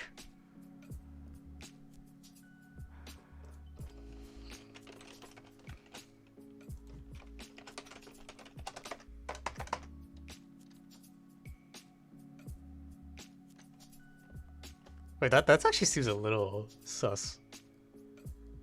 No. This is +1, right? I mean, I'll take it no matter what, because it's actually it's like not a. But oh my god.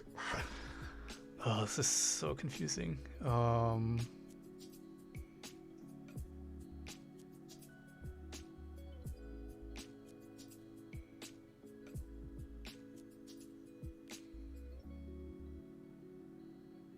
Wait, this can't be correct. Like, I expect c equals 0 to tell me something, right? Like, I have minus 1 is minus 1, and I think that c is 0. So I fucked something up here. Minus c, minus c, minus c, minus 1 minus c plus 1 minus c minus c squared? That's still not correct, though. Okay, what did I mess up? Hang on. Oh, it's a minus. Oh, lord.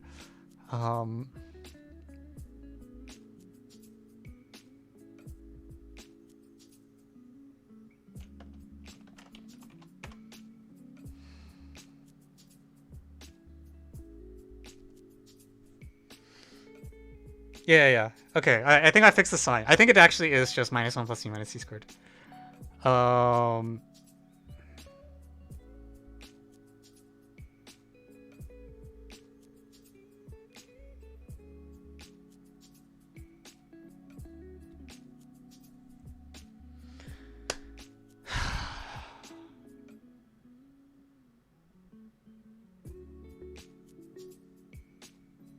Wait, am I being... I think I'm being pranked. Hang on.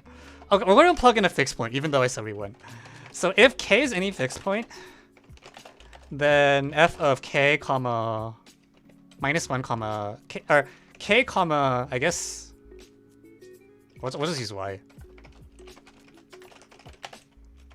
K f of y minus f of k plus y is equal to... k is fin...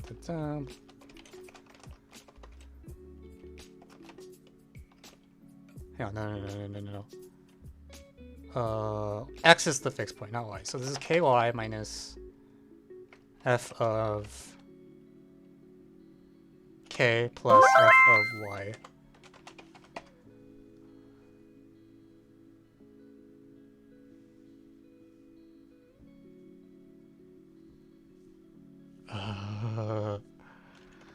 All right, cool. We're gonna take a short break. BRB.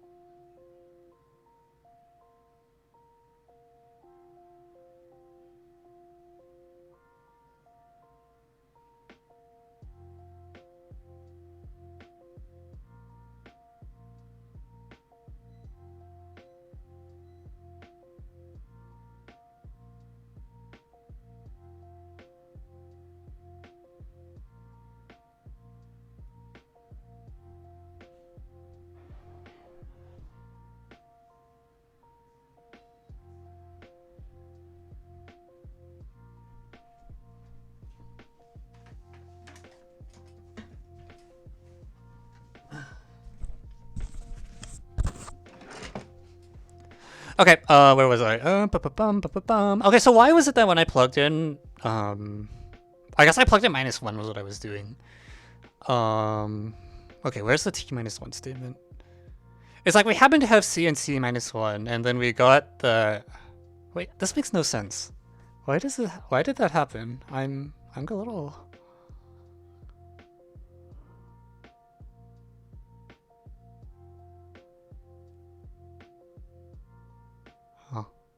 Huh. Okay.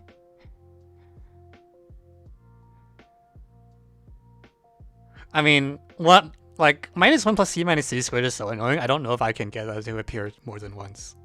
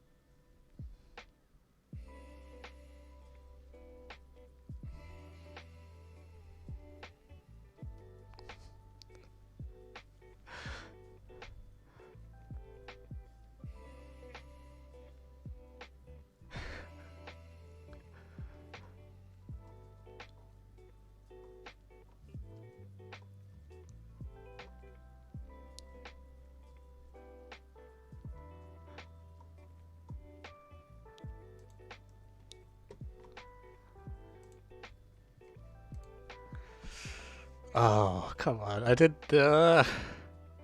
So we have these c... Okay, what if I just plug in c-1, c-1? You see, that's not good for me, because if I plug in, like... Oh, if I plug in y equals 0, does anything happen? Yeah, y equals 0 might do something.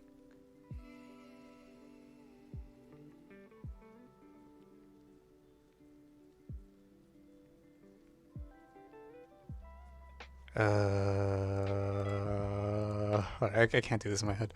We're gonna plug in c-1 comma 0 gives...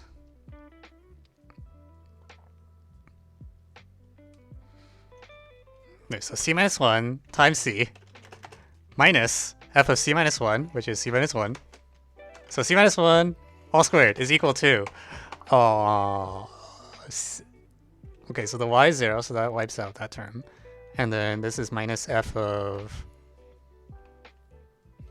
c-1 plus c. So I got a freaking 2c-1, which is not what I... It's not really what I want to see either.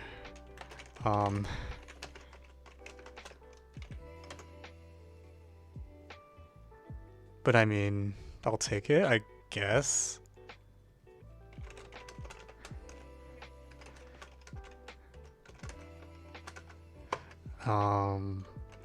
So, okay, if I got a c-1 comma c, then can I plug in f of 2c-1? Can I plug in like this or something? Okay, so f of c-1. I hate this so much. c-1 minus is equal to c times f of c-1.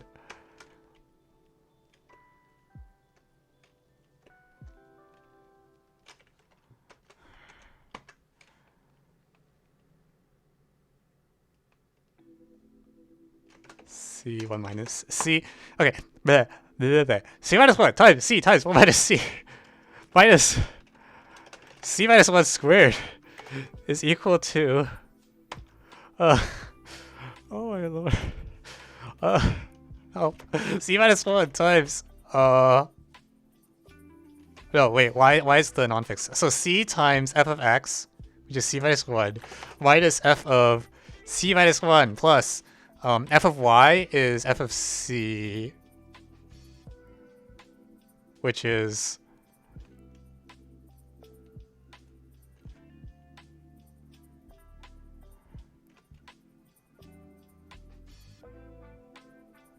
c minus c squared?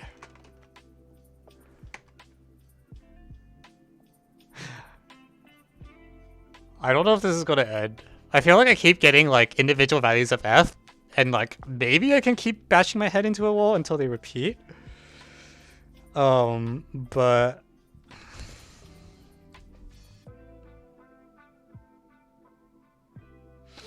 okay, Warren says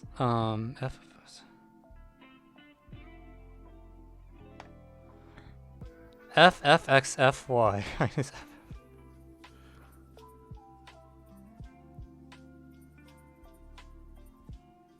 Hang on, what is that?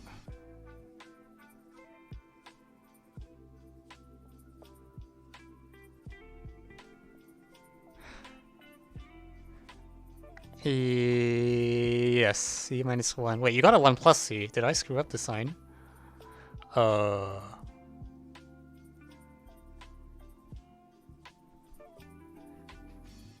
hope we're both right so I can be done with this godforsaken calculation. So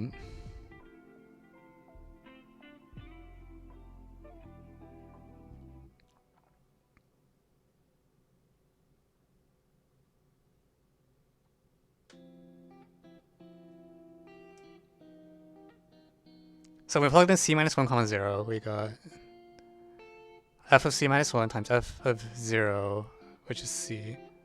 Hang on, this doesn't match. Hang on, what did I do wrong? I think I screwed up. C minus 1 times c.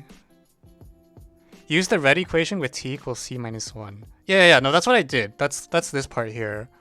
But I got something different than you for the... I got like... Wait. What the hell? What is going on?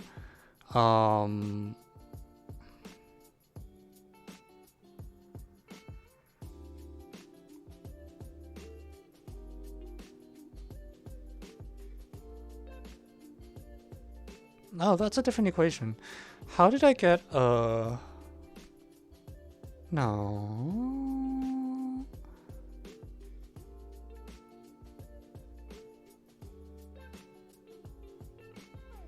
Why did I get something different?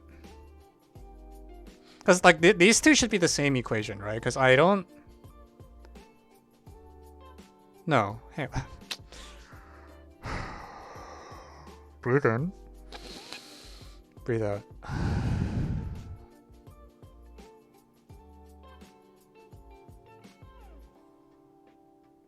How can they possibly give something different? These are the same. Did I?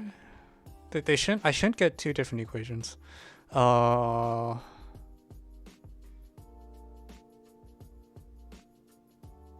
Oh, this is so hard to debug because you know that c is 0 is the thing, so I can't like, yeah. You're just gonna get a bunch of. Okay, did I make a mistake? I must have made a mistake somewhere.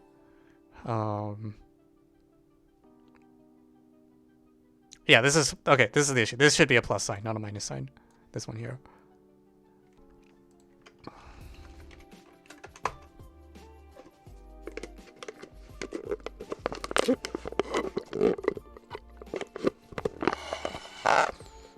Oh my god. Alright, I'm gonna read Warren's thing, but it might take a while because there's a lot of F's. F of x, f y, f I minus x, f is pretty problem.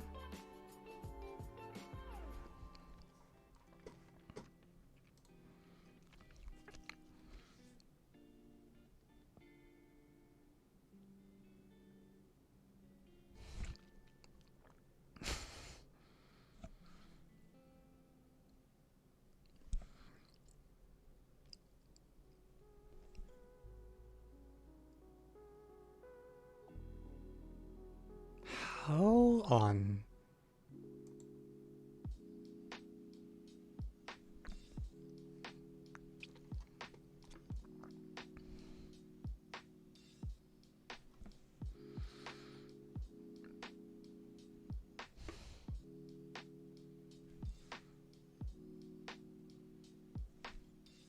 How on? What? Is this like, are you plugging in like p of f of x, f of y, and throwing away the one of the equations?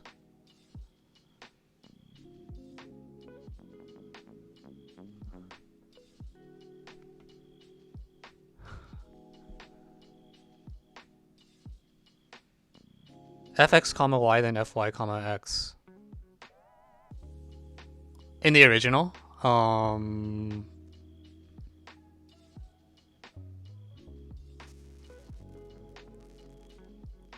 okay, give me a moment to catch up to you. So your claim is if I take the f of x if I replace f with double f, so this will give me f of x, f of y minus f of x plus y equals y f x minus f of x plus fy equals fx fy minus f of y plus f(x). Thank you, baby turtle, for the sub.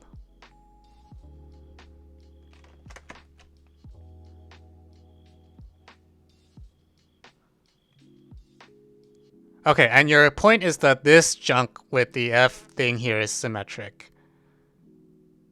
So I should be able to trade those terms. Then use symmetry again on the two rightmost expressions and throw more shit away. And this will tell me y of f of x plus f of y plus f(x) is equal to x f, the symmetric thing, which is x f y plus f of x plus f y.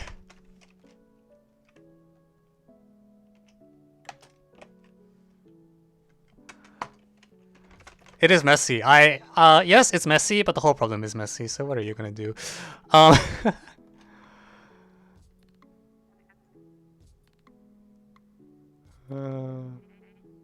So is this the one that I want?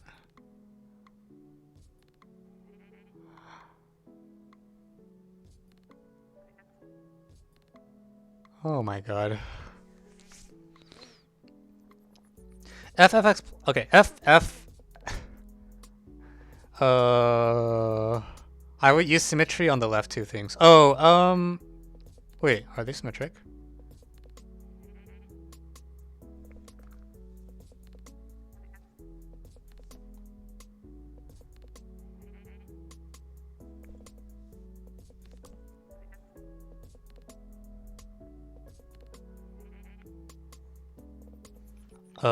Okay. Let me try to catch up with you.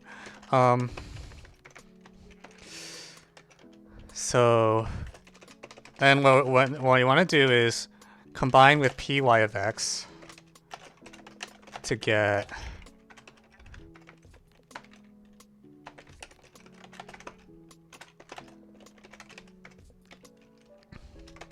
shit. So we want the one that doesn't have okay, so f of x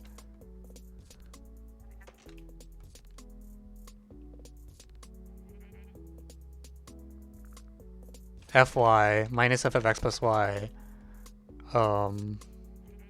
sorry so xfy minus some symmetric crap, which we don't care about. So now there's like three symmetric things, and so exploit symmetry and burn some more incense to get. Right, so all the symmetric crap goes away, and then I have ffx fy minus xfy minus yffx is equal to the same thing with the roles of x and y swapped.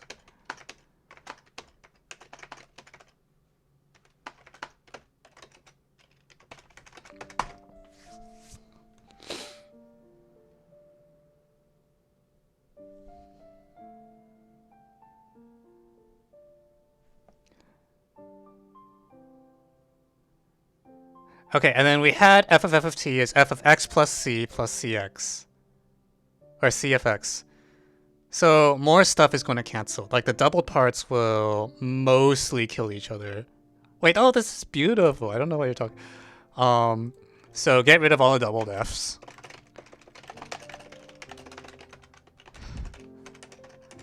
So this part. So we agreed that f of f of.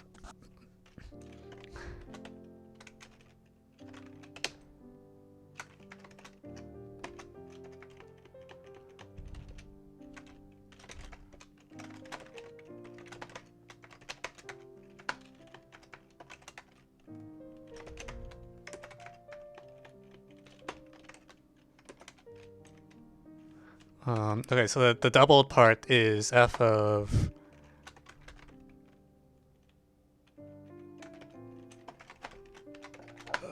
And this double part is.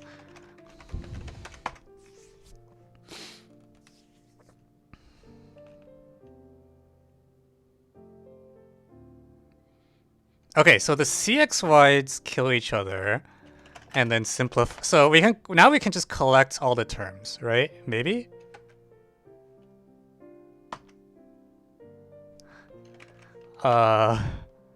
Okay, so I'm going to do this in steps. So first, I'm going to kill off the CXY term that's common to both sides.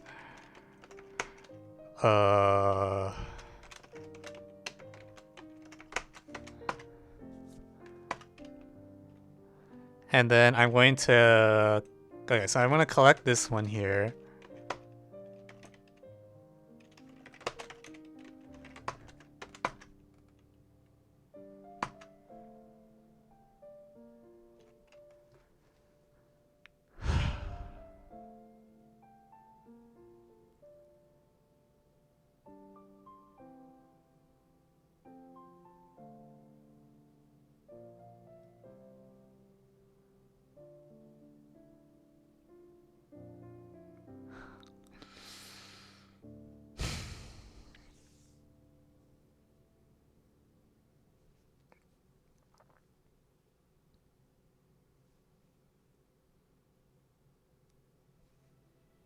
If I just plug in x equals 0, what's the chance I get a statement that is useful? Anyone want to make a guess? If I just plug in 0 into this giant piece of garbage, I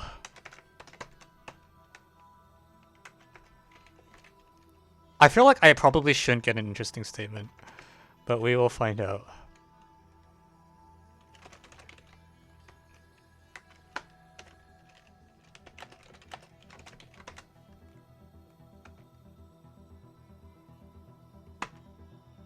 Actually, this statement is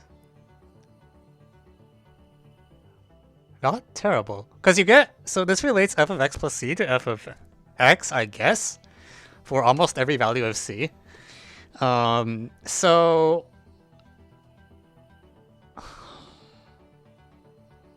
Okay, if I plug in x equals 0 as well, then I get nothing, right? C squared... Yeah, c1 minus c. Yeah, so if I plug in x equals 0, I don't get anything. What if I plug in x equals like minus 1? Do I get anything? I don't think I should get anything either. Yeah, so that will be 0. Yeah, so I plug in x equals minus 1, I don't get anything. What if I plug in x equals c minus 1?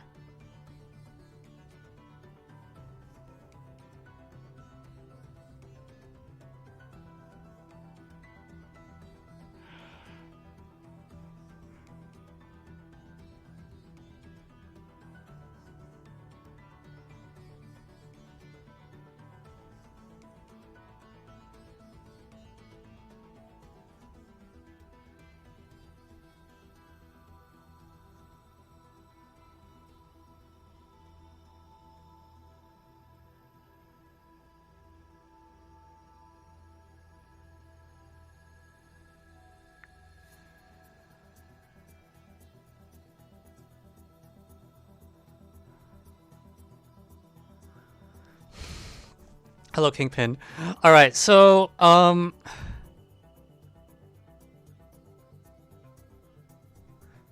Yeah, so assuming C is non-zero, does everything exactly cancel out? Is that actually what happens? Oh wait, yeah, the stupid X term cancels. You are correct.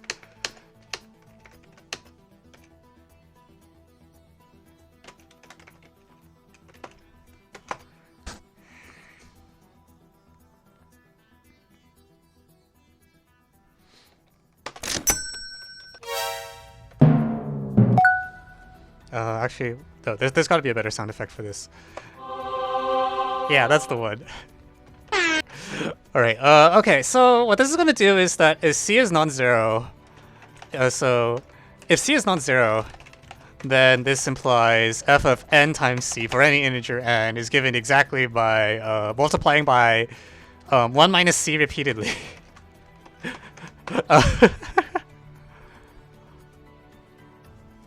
For any n at least 1.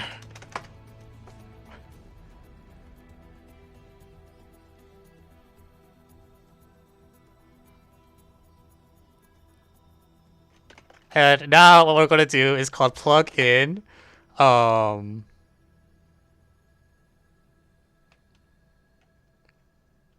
I use the equation when y equals 0. So now what I'm going to do is plug in x equals 2c.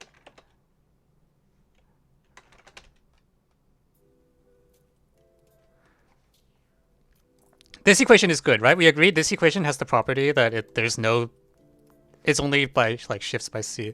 So now what I'm going to do is I'm going to plug in x equals 2c and y equals c because that is something we haven't used before. So cc won't do anything because the equation is symmetric, but 2cc will. And 2cc, oh lord. All right, so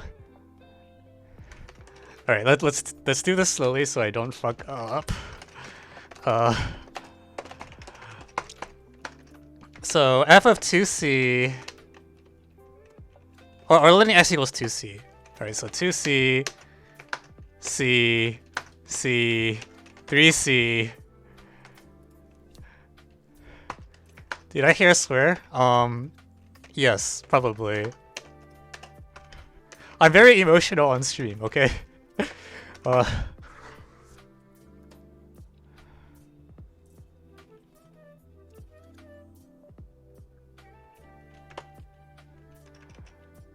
Alright, we need to shrink this like a ton.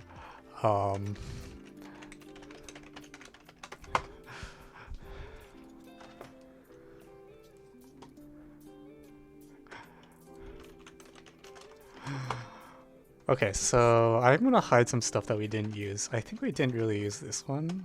We didn't use this one. We didn't use the off. We're using just n times c, I think is the trick. That will make our lives much easier.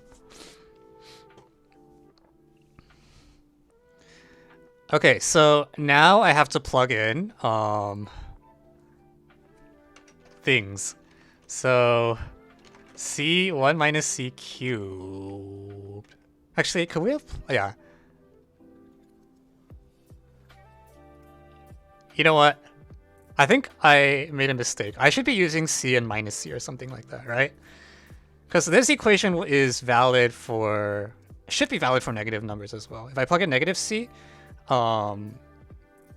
it's like f of c equals f of 0, which is c.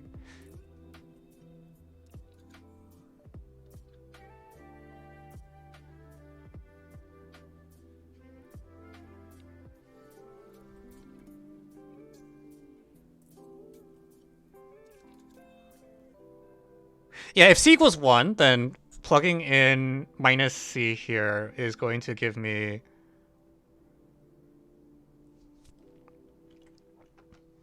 hang on.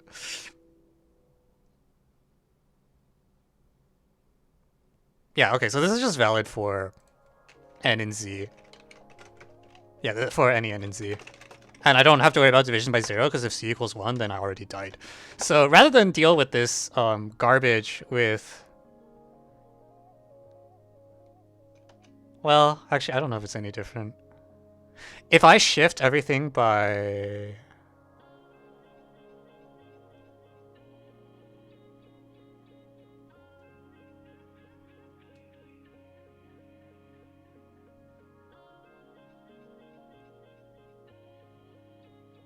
Hang on. How shifting invariant do I think this equation? Like, if I'm trying to decide whether I want to plug in like 2c comma c or c comma minus c.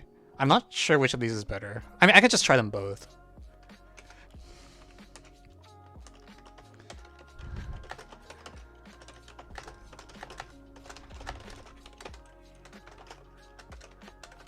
So I plug in c and minus c.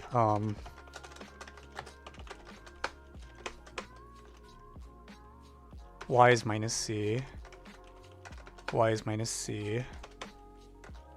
Y is minus c. Y is minus c. And x is plus c. So this is 2c, c, 2c, c, c. And then I like, you know, pray like hell that this is, well, we'll find out what we get, alright? Yeah, I agree. I think if c equals 1, then the world just burns. Like, there's nothing to do in the c equals 1 case. So this is c 1 minus c squared. And then this is times c 1 minus c. And then this is 1 minus c squared. This is c. This is c times 1 minus c. And this is c squared. Alright.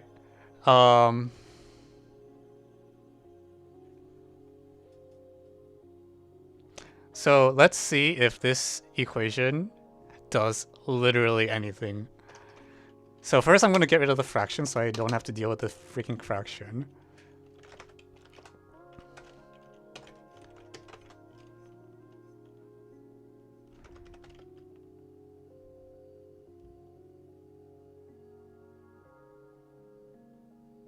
I think this is...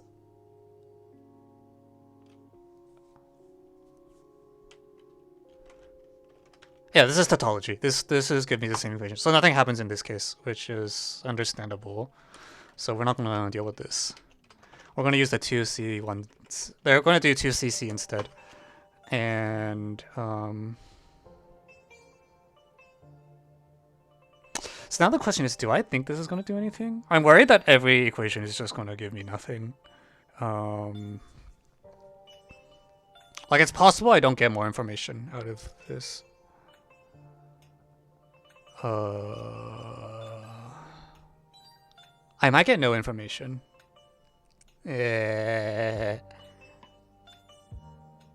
Actually, okay. The f of y, f of x plus c terms actually kill each other, I believe. Hang on, really? Hang on, sorry, let me uncomment this quickly.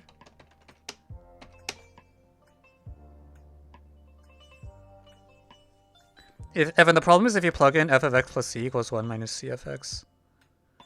Yeah, you're probably right.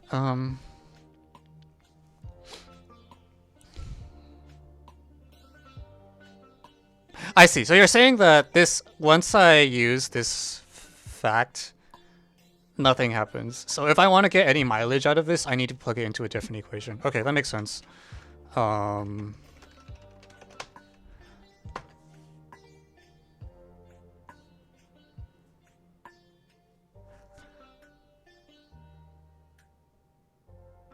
So I actually want to use something like this.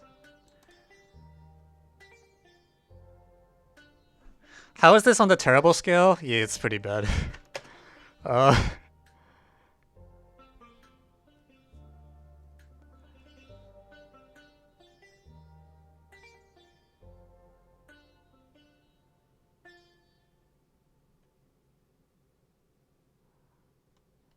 So I want an equation where I can plug in. I'm trying to dodge the double F's because F of like anything of this shape is really bad. I don't know if I can.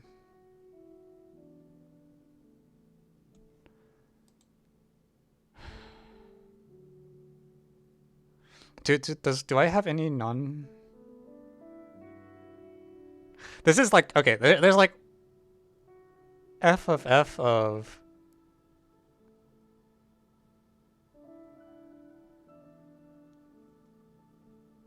If I plug in NC into here, maybe I don't need to run from the double Fs that much. Maybe it's just A-okay.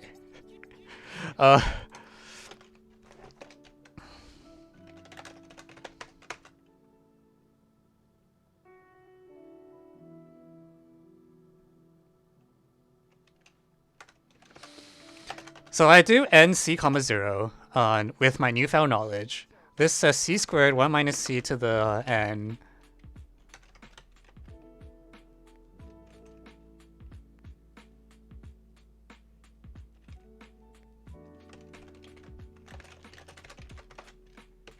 is equal to minus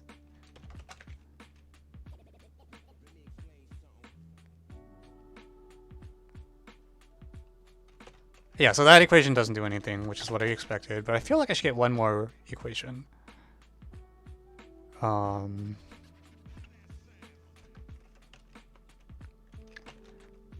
F of NC is equal to, and F of NC is known as like.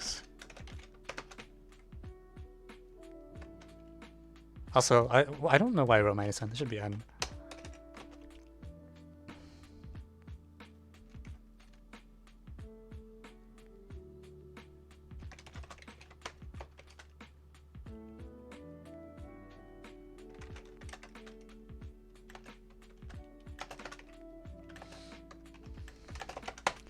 So this gives me a formula for C times 1 minus C to the n, right?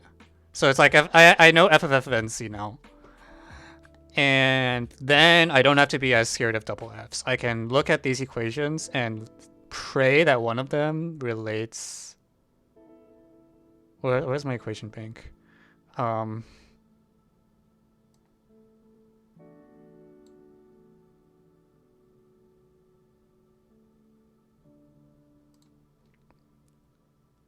Lord.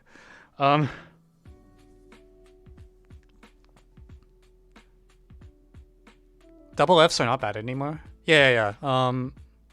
Wait. How did you get rid of the? Oh, you're using. I see. I don't need to restrict to integers because this equation is actually literally okay. I can get behind that. Yeah. So if C is not equal to 0, now we have.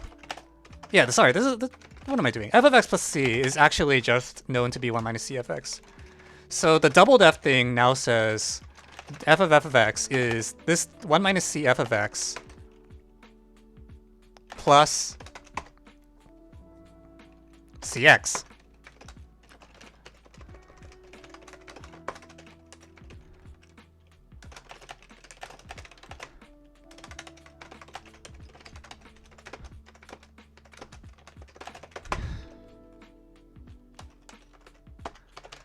Alright, so we are no longer scared of double F's, which means I can go to something.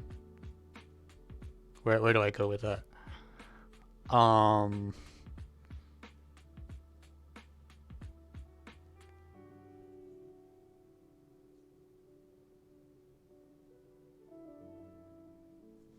Actually, for that matter, actually, it's fine. What is happening? This is just it's an FE. All right. What do you expect? So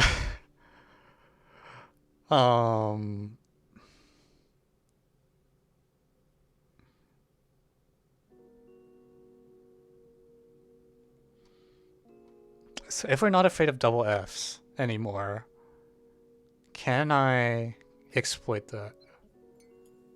I think there's only one place in the original clean equations that had a double F. So I want like one of the...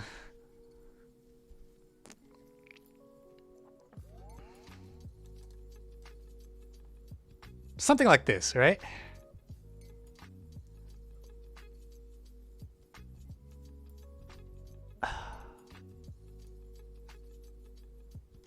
Or even...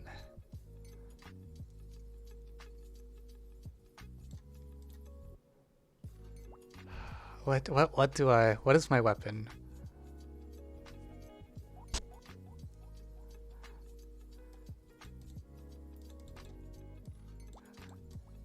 Okay, so here's a question. If I take this equation and then get rid of the double f's, but in a different way, I should get nothing, right? Actually, this should be very easy to check. Boom, boom. Yeah, this won't give me anything. So this equation subsumes this equation, so we don't need to touch this anymore. That's as good as this is gonna get. So I should be going after the asymmetric one all the way up here, because I can kill off the double f's now. I don't know how much. Like, I don't want to introduce double f's if I don't have to. Can I do like c comma y or something, and then I have a shifting equation. Like, I have a shifting equation and I have a doubling equation. So in principle, I can evaluate. Yeah, okay, let's try this.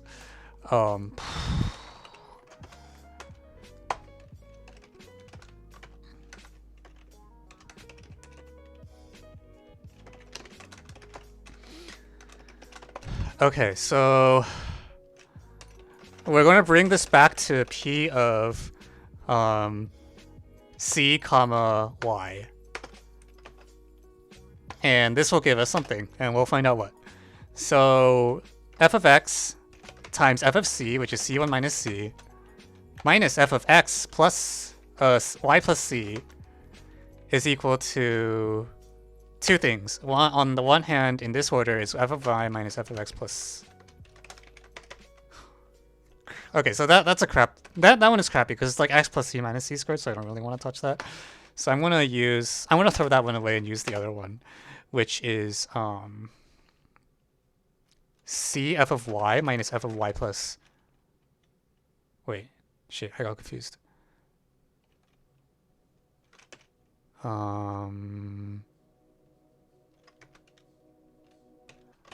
C times, yeah, so I'm gonna throw one of them because I don't want to deal with f of y minus c. Okay, so c 1 minus c y minus f of y plus c is what it is. And then what we do is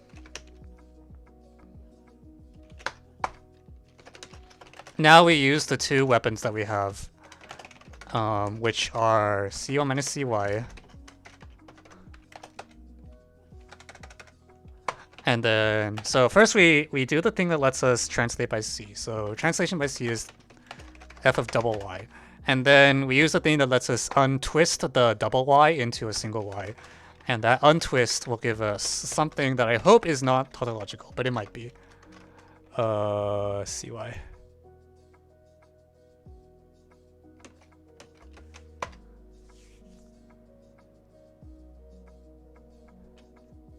Okay, meanwhile, on the other side, there's a y plus c, and we can also untwist it. 1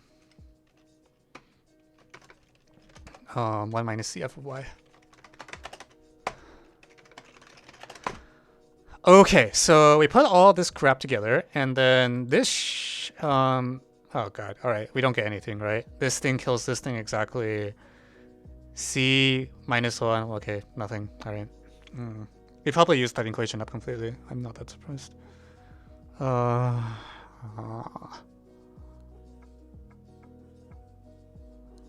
Be sad. Worth a shot. If I do like 2C, does that make my life any better? It's so hard to tell like what I've used and what I haven't used, despite my best efforts.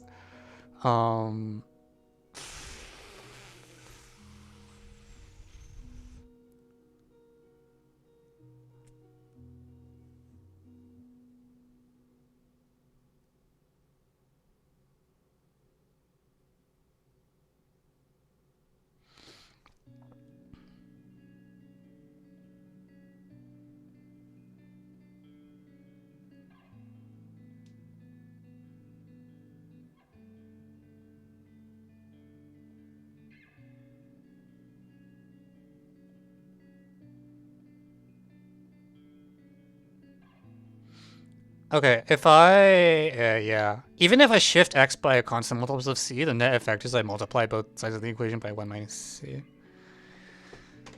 Okay.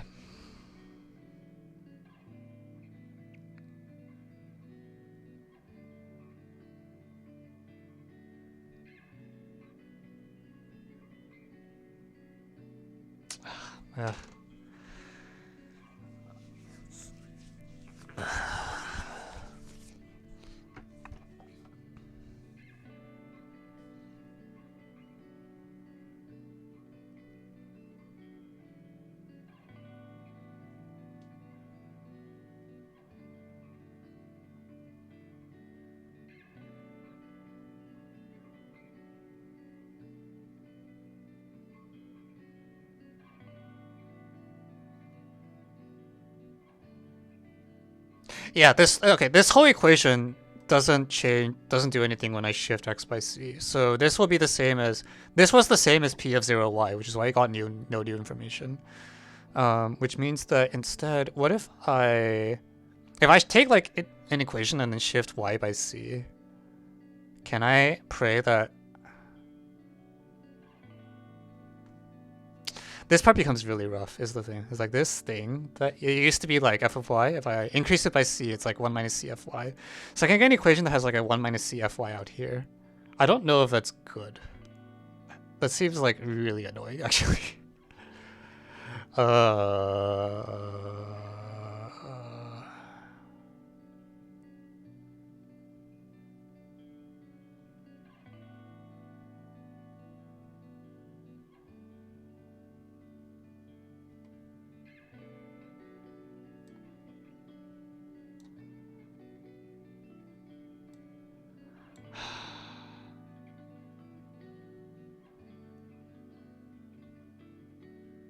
Did I actually use f of minus 1 anywhere? Now that I'm looking at the stuff I've erased, we didn't use the minus 1, did we? Did we ever use this? I don't think we used this equation. Actually, for that matter, did we use this one? I don't think we used this one.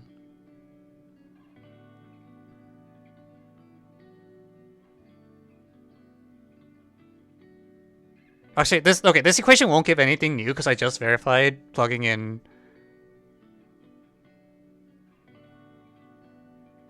Well, okay. I mean, it tells me what f of c minus c squared is, so maybe it's worth something.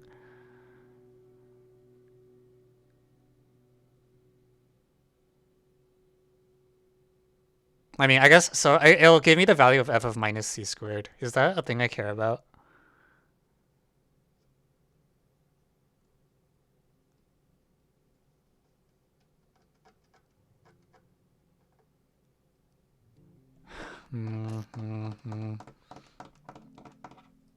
Wait, does p0 x just really? Yeah. Yeah, that's this red part here.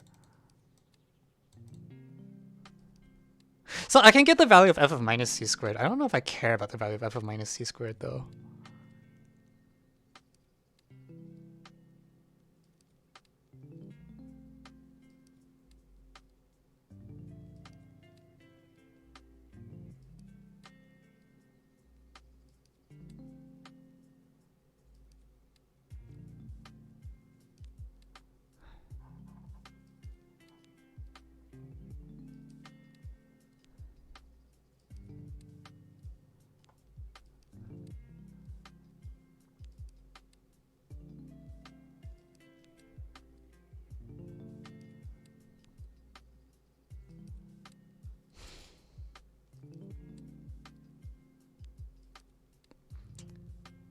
I'm not afraid of double Fs, and I'm not afraid of shifts by C. I feel like I should be more fearless right now. Because I got, like, these two box things at the right give me so much power.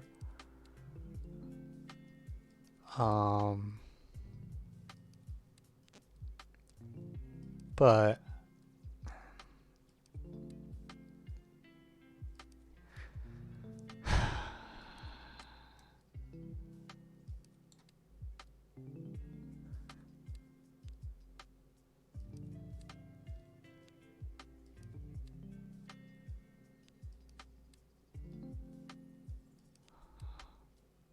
I'm so bad. This doesn't, if I shift by shift.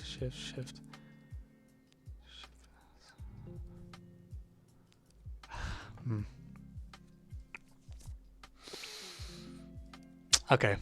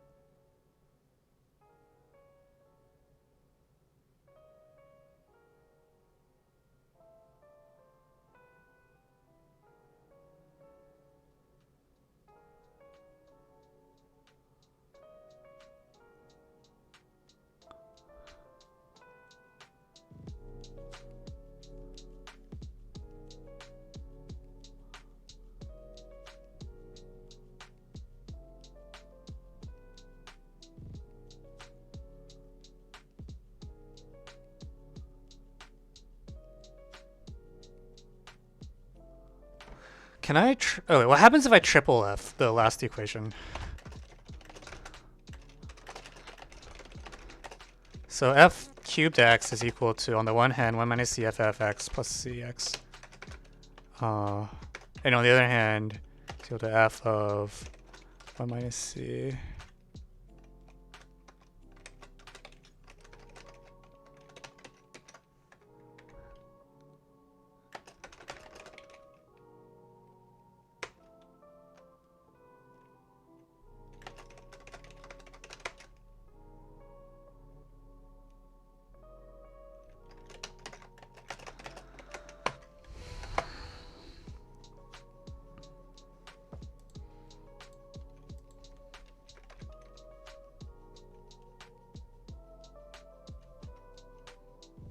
That's freaking disgusting.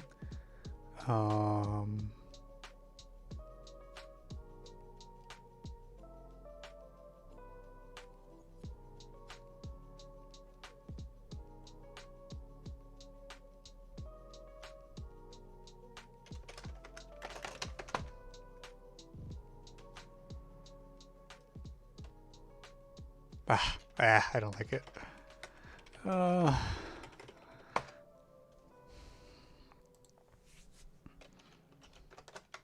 I feel like I should be using -1. Like at this point, I can identify. Oh, this is so annoying. Oh my god, what is going on?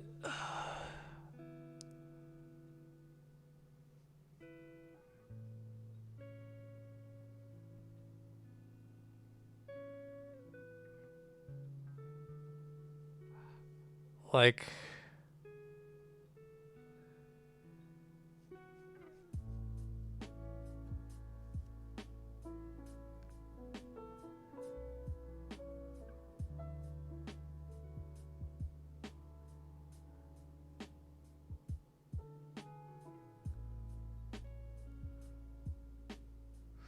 Okay, I guess I can get like the value of f of 2c -1. Is that worth getting?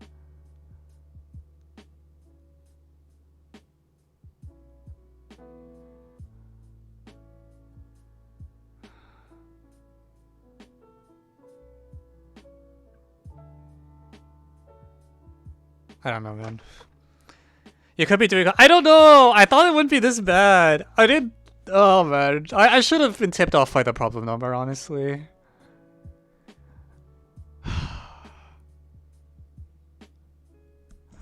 I didn't think it would be this bad. Okay.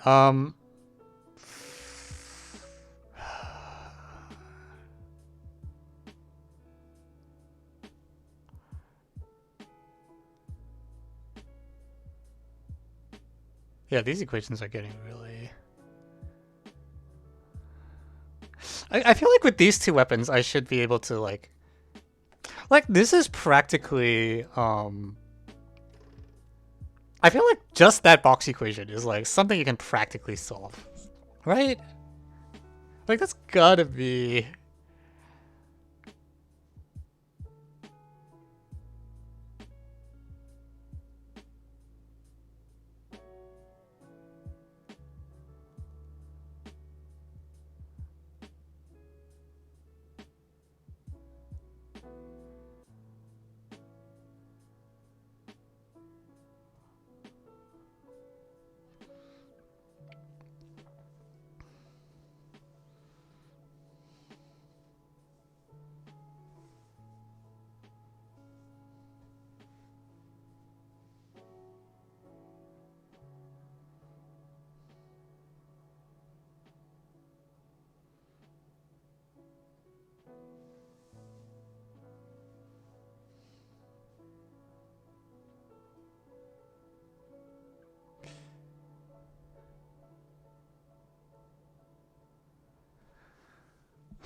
Okay, we're gonna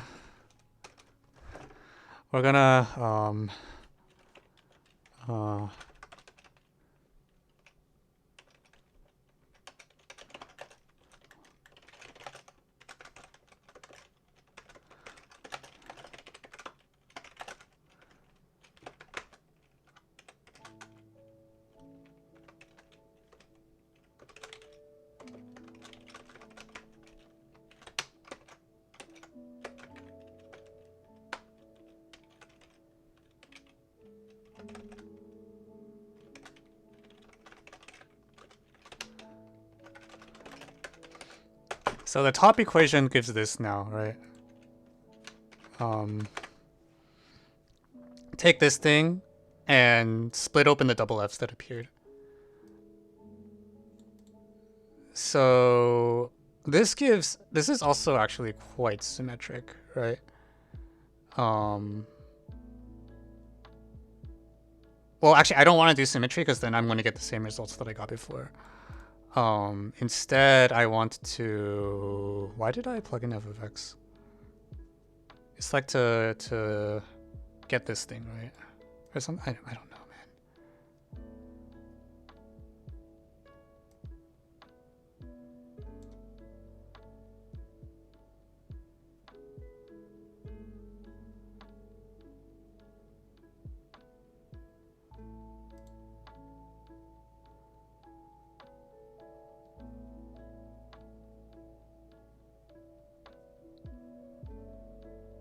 Can I plug in -1 now?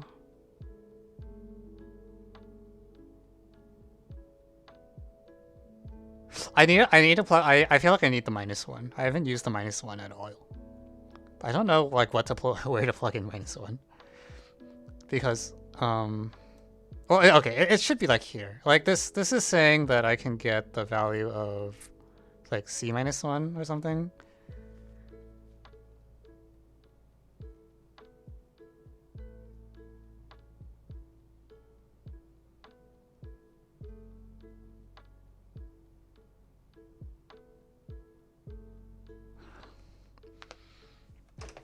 What? No, but we're getting somewhere. I don't know. Like I want to just get C. Like I feel like once I get C equals 0, then the world will become a really beautiful place.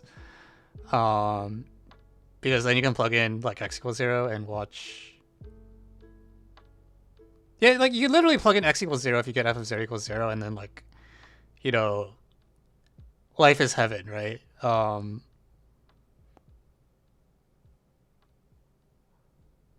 It's just I just can't get f of 0 equals 0. I've made a lot of headway, I think, because the two boxed equations on the right are really strong. I literally just need like at this point like one substitution that gets me some polynomial in C, and then we pray that that polynomial has only roots of like 0 and 1 or something. But I just don't see it. Like what do I plug in that I haven't? I can literally plug in any.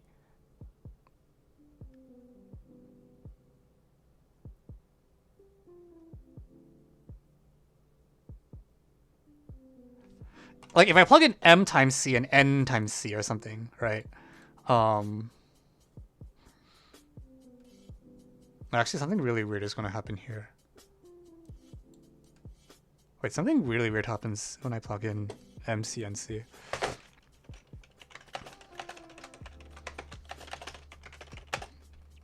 So the right-hand side is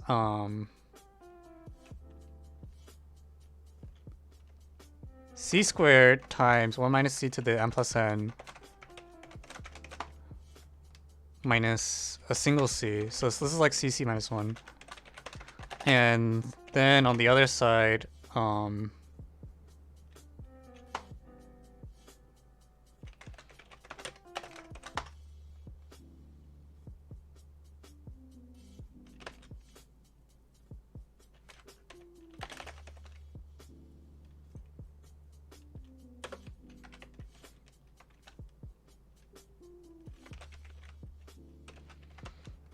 the hell is this?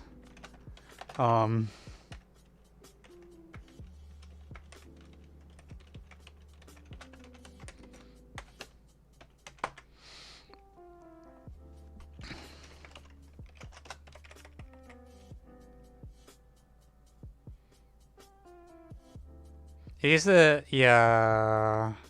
I mean, so because the thing is, if we do symmetry though, to kill off the f of x.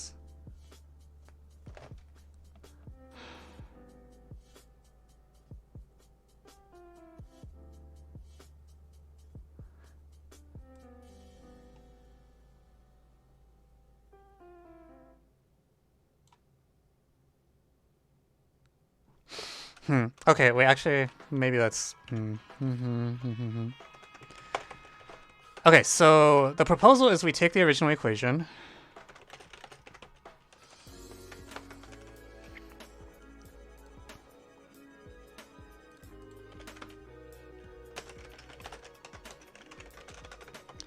And we replace,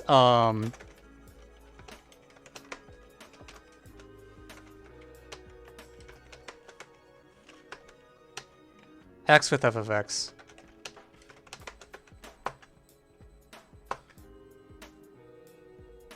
Oh, okay, so that was what this top equation was.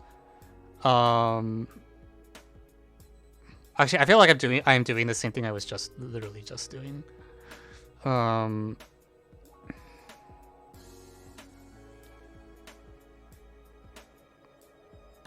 Wait, didn't we just do this? We just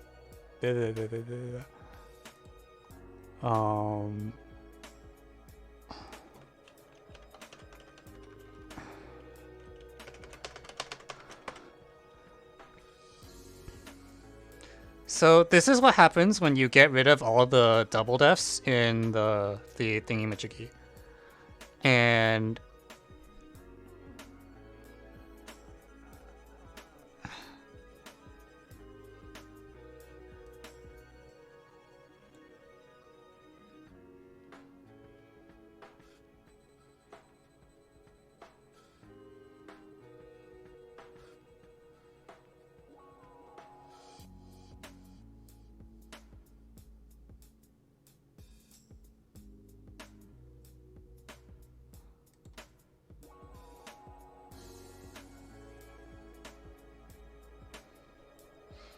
we could follow it through and we could take this equation instead and expand the double defs. And that will give us something that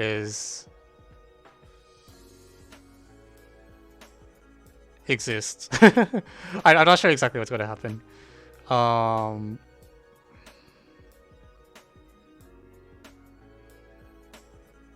It's just, I feel like we used up this entire equation. Like, well, no, not really. I mean, it's like I burned the symmetric parts. So am I supposed to keep the symmetric parts this time around?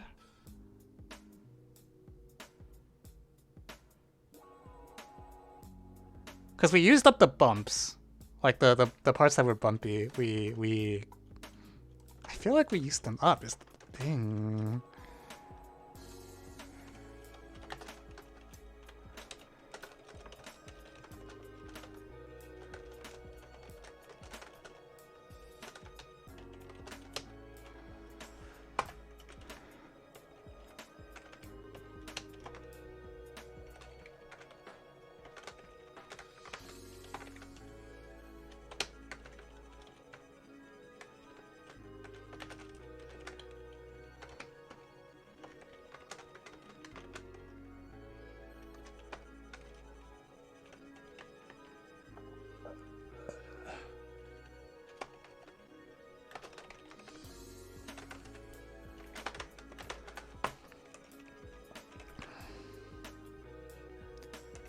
So I get this thingy-majiggy, and there's some of the stuff should cancel.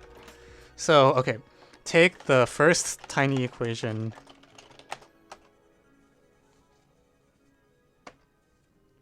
We have f of minus c equals c minus c squared.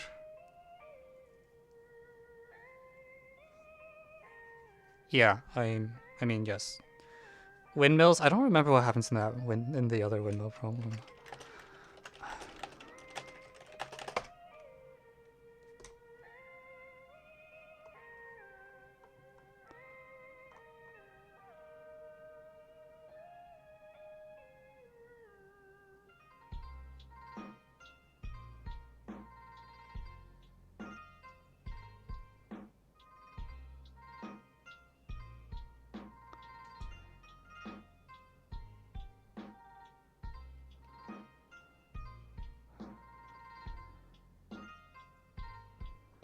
It's kind of long.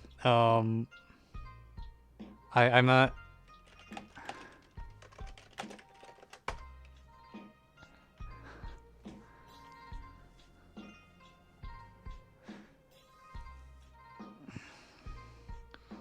If you draw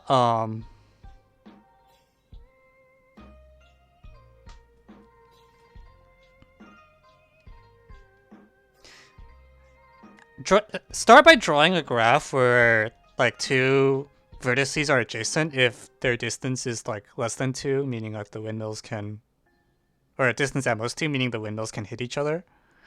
And I think you can start by showing this graph is planar.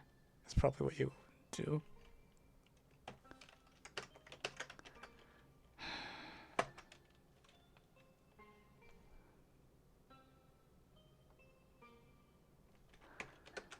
Okay, so we're going to cancel this thing from both sides.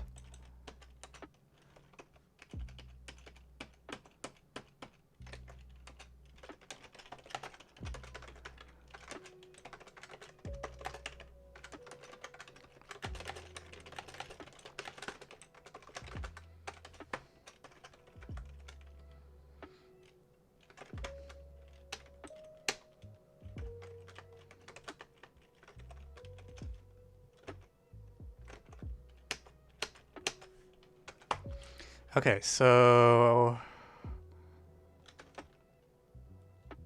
minus xfy also cancels on both sides, right? So burn this term, burn this term.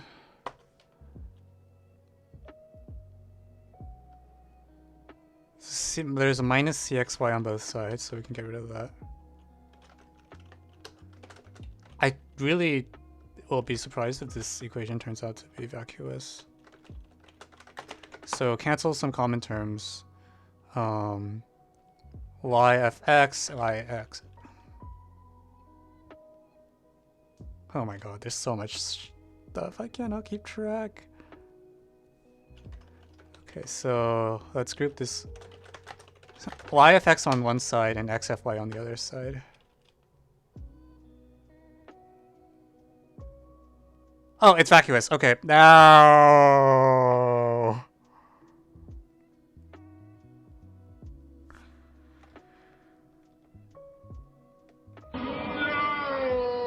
Okay, so this tiny equation is already vacuous. If you unwrap the double f's, you don't get anything. So there's no new information to get out of here. So one level up is just the entire top equation, which has this shitty like fx plus fy that I was trying to not deal with.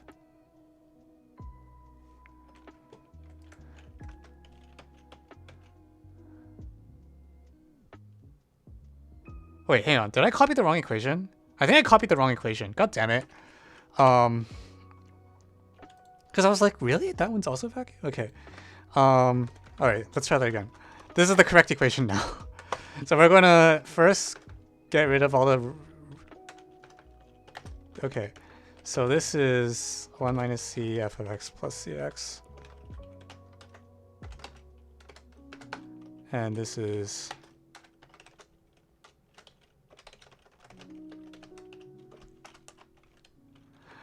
Oh, Lord. Alright.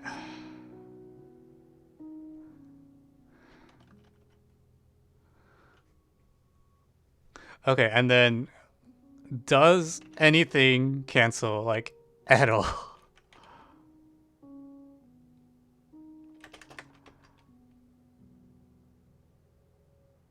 Oh, this is so bad.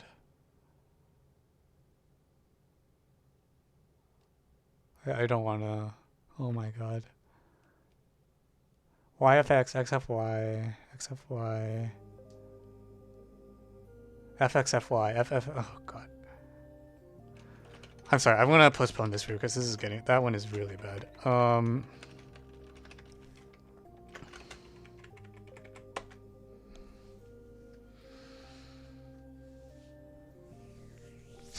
on. I just need one.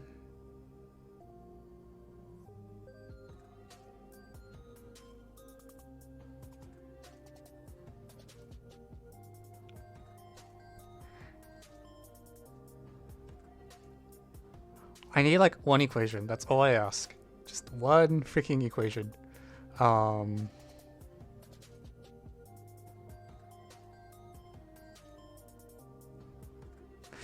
So if I use the -1 information, f of c minus 1 is a fixed point. So f of 2c minus 1 is like, I get f of 2c minus 1, f of 3c minus 1, etc.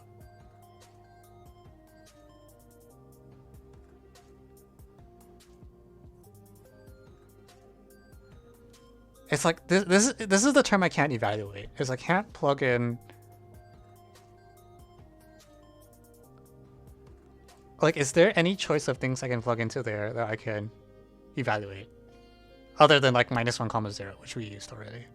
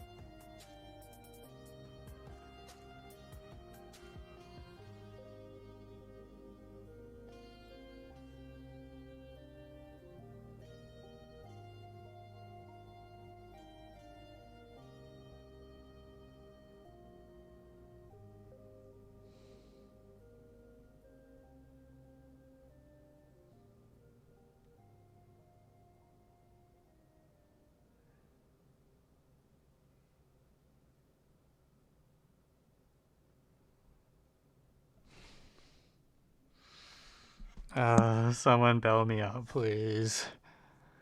We've come so far.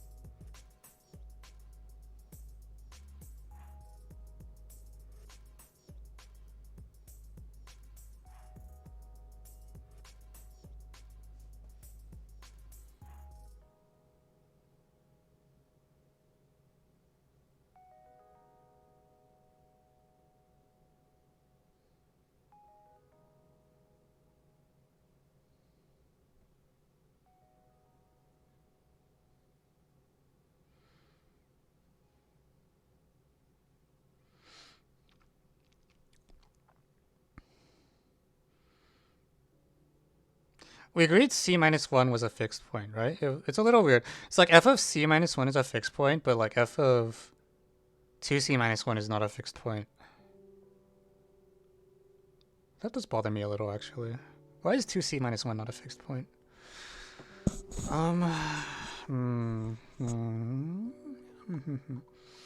If I take... So I had an equation with t comma minus 1. So if I take 2c, t comma 2c minus 1, yes, 2c minus 1 is not a fixed point. This should give me some equation. And that equation is some, really? F of t and 2c, f of 2c minus 1.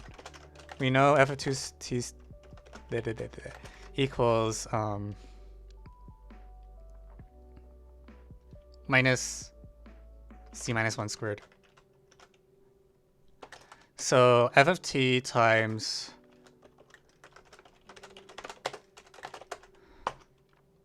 minus f of x plus y, f of plus 2c minus 1 is equal to minus t minus f of 2c minus 1 plus f of t.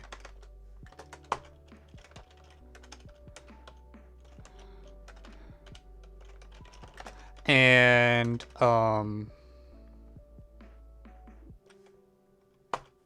fuck.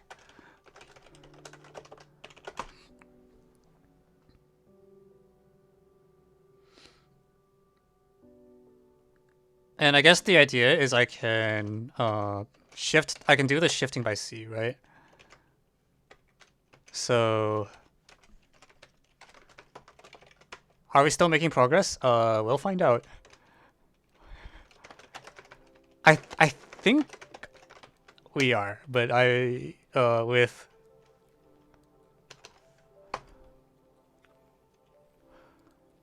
okay, so I have an equation that relates f of t minus 1, and f of minus 1 plus ft.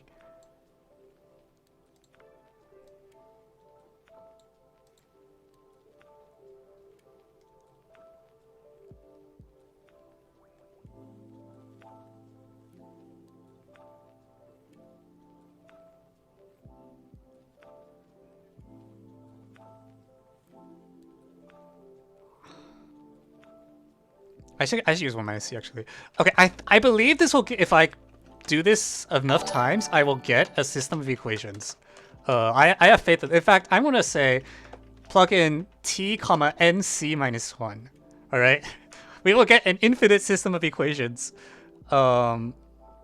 with some black magic. All right, nc minus 1. So we use the shift. And lo and behold,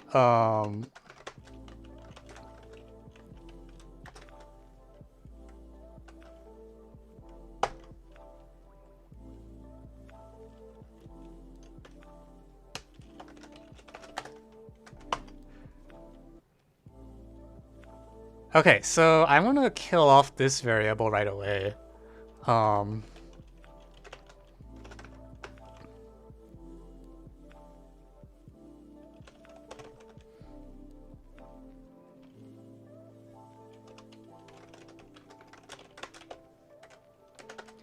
Okay, so this is an equation that is true for every integer n, and that should not happen because it's literally exponential.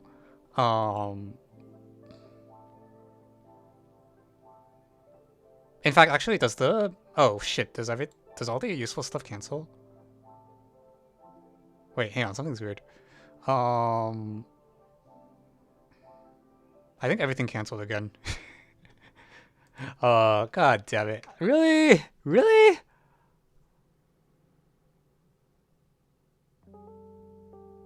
No. It doesn't all cancel this time. The point, this isolated t is what's going to save our ass. Because okay.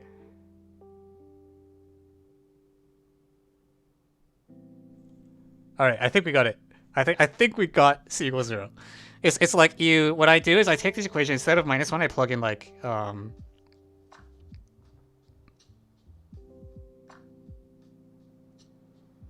c minus 1. And you apply the shifting thing, and wait, okay, let me double check my work before I declare victory. FC.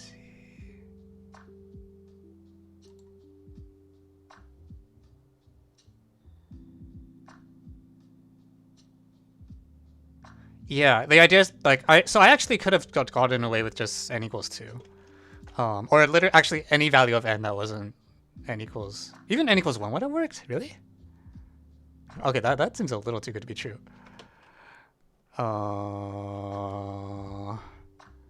C minus 1, 2c minus 1.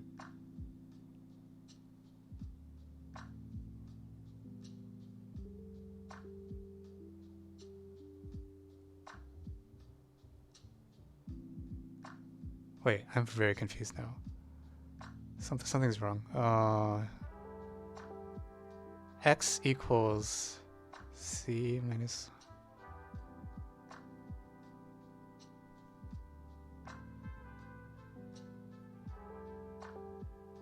No, okay, never mind. This doesn't work. Yeah, never mind. Never mind. This 1 minus c also applies to the n. Goddamn. That was worth a shot.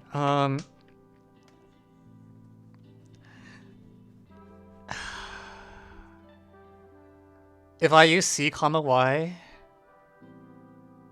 I mean, I think the problem, like this f of c, like because f of c is c times 1 minus c, there's like a c squared term here or something like that. That doesn't.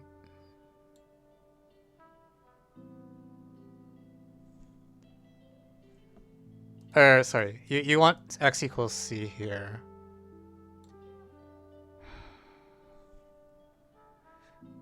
No, because the problem is that when you increment x by c, all it does is multiply everything by 1 minus c. So p of 0 comma y is equivalent to p of c comma y, or equivalently because we don't care about order this thing. So if you want to get mileage out of this, you want to multiply the y values, which is what I was trying to do. So why didn't it work? Actually, yeah, that is weird. Why didn't it? If you well, shift the y values, this one scales, this one scales, this one actually shifts, which is good. But then this thing is a really ugly shift. It's like 1 minus c times the f of y.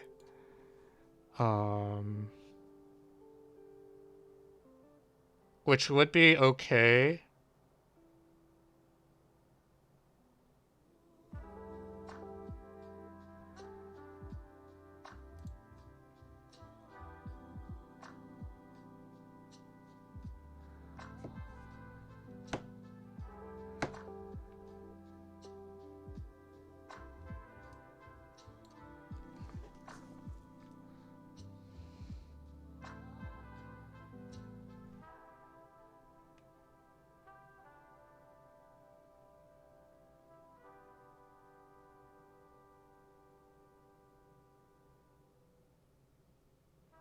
Like, I guess what's happening is that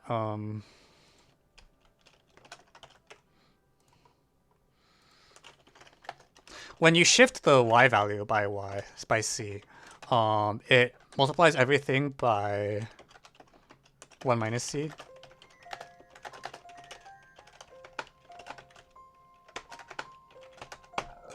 So it comes down to something that looks like this. Which then you can,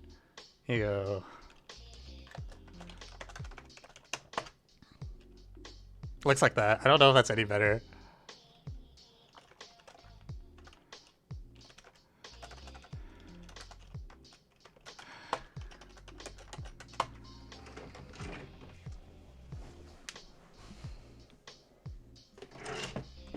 So compare original equation.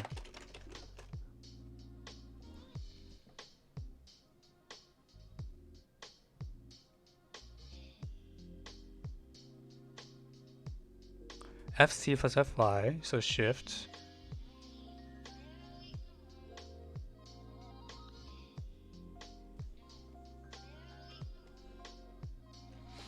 I mean, we have that though, right? Like this, we're not gonna be able to squeeze any new information out of that, I think. I did plug in like C comma. Well, I plugged in a 0, so that's the same as plugging in a C.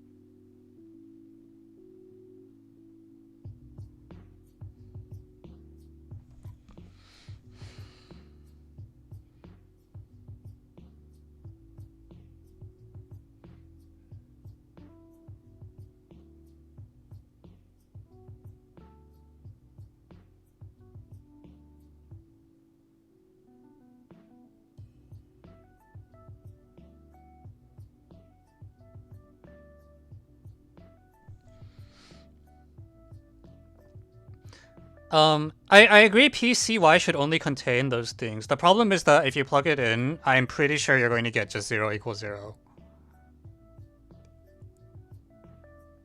Like, I feel like we've already used it up completely. Because, so, P of C comma Y is equivalent to P of 0 comma Y because of this shifting by X crap that we have. Unless you're using this half. In which case, maybe if I use the other half? So, okay.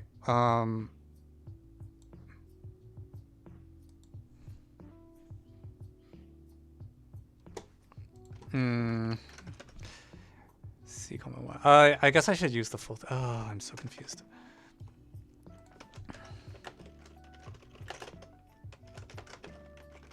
So f of c was c1 minus c.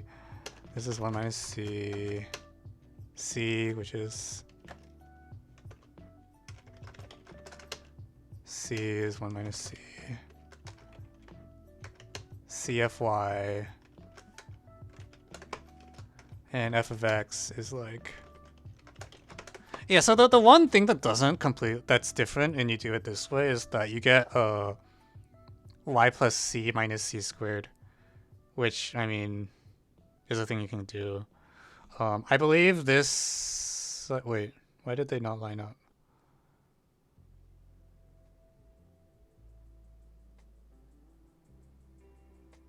Yeah, so this part won't give us anything new. This will give us the part that we already have.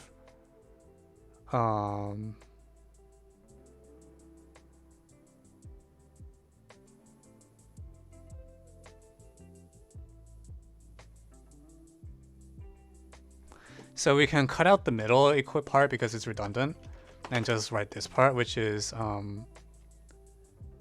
minus 1 minus c squared of y.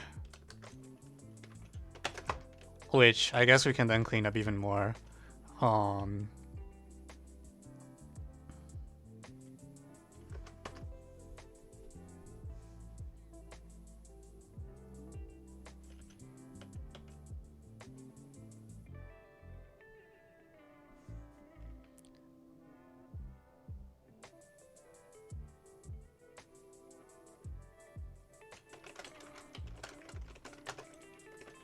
So yeah, this is what it comes out to. It's like one... You can now shift by... I mean, I will even shift the... I guess what this is doing is it lets us shift by plus c. It lets us shift by... Alright. Let me... I'll just... No, it's fine. We move that over. You can shift by c squared. Whether you want to, I don't know if you want to, but you can shift by c squared.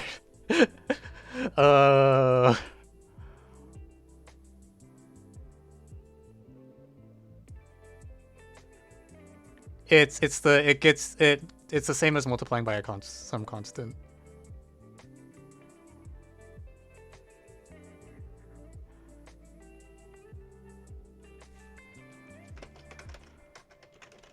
So f of y c minus c squared is equal to f of y times 1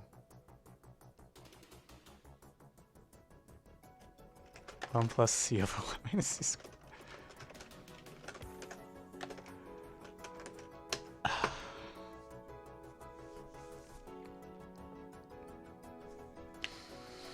Hmm.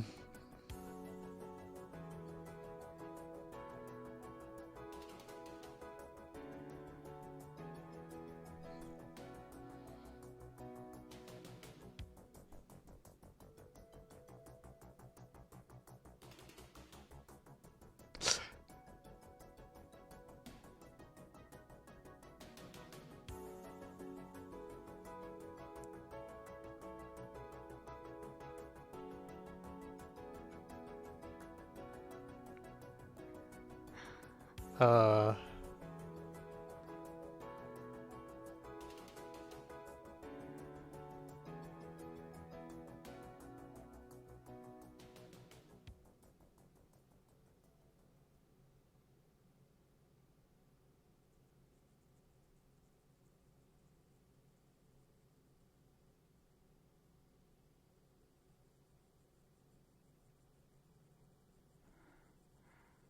So, okay, if I can shift by...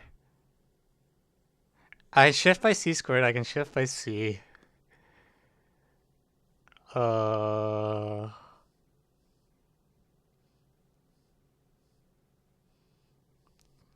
Because they're both multiplication, it will commute. Like, I was hoping maybe you could do like x plus c squared or something, but you'll get the same thing on both sides. Um...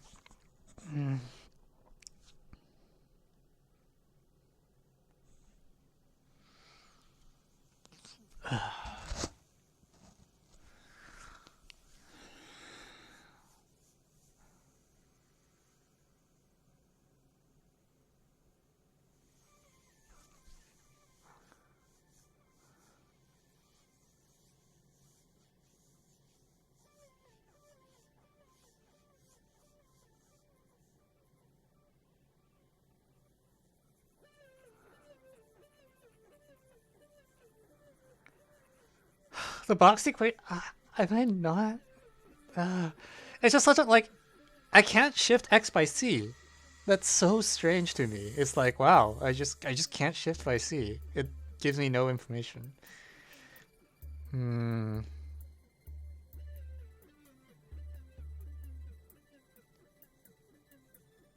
I need what I literally need just one more relation. If I can get like one more non-trivial relation of like almost any sort, it should give me a polynomial in C.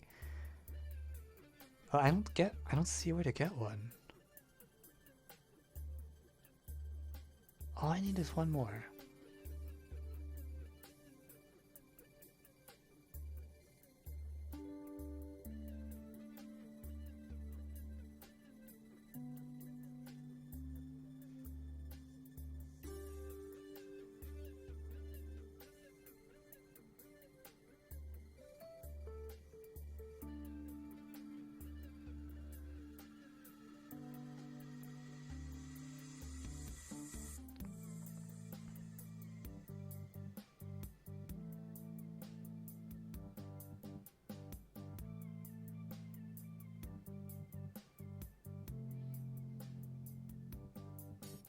I'm surprised this didn't do it. I feel like this was supposed to be the thing that like saved my butt.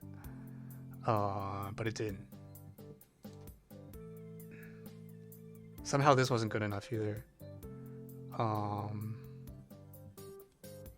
Even if I take like y equals 0, this is like a shift of c and c squared. That's a c shift. This is the...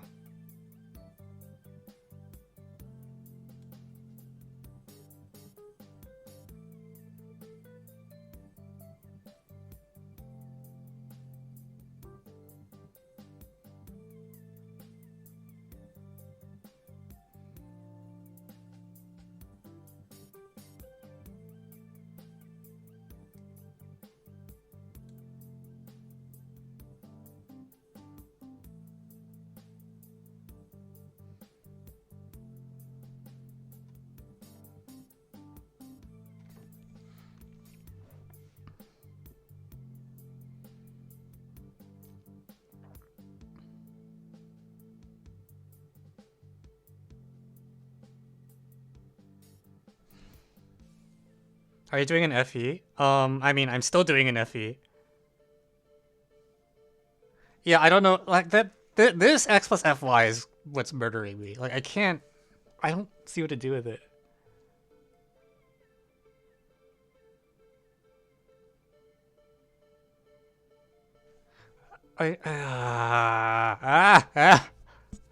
Freaking functionals. It's this is where the bump is, or something. Like, this is where when I shift Y by C, it does something that isn't quite. Yeah, it was like. So I got one more equation out by. You know, it's like C minus C squared, right? And then I moved the C, so now I have a shift on C squared.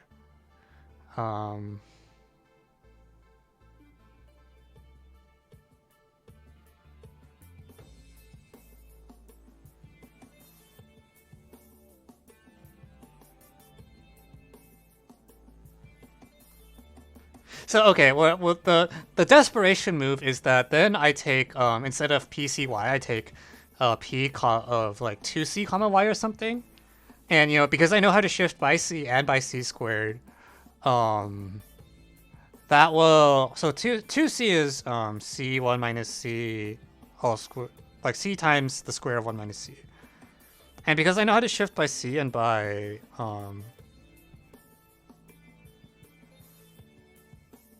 C squared, this will tell me how to shift by C cubed. So in principle, I can shift by, if I do this grind for long enough, I should be able to shift by C to the n for any n.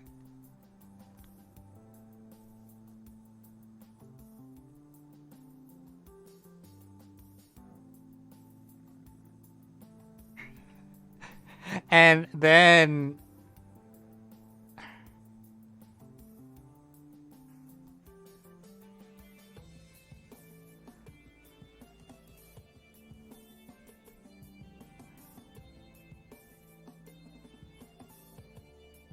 we like cry or something. I don't know. Seems really bad. Oh, hang on. Wait a moment.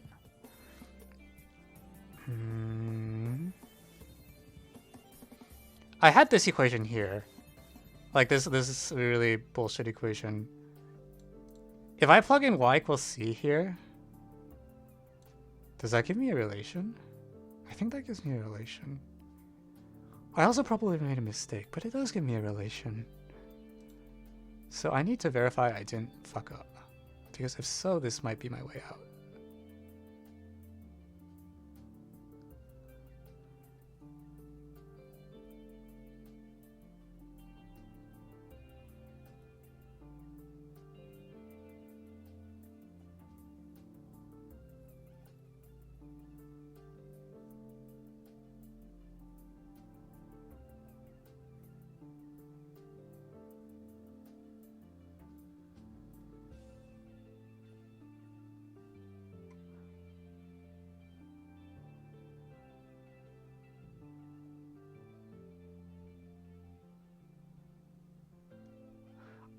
Something feels wrong to me because I feel like I shouldn't be able to get more information out of this.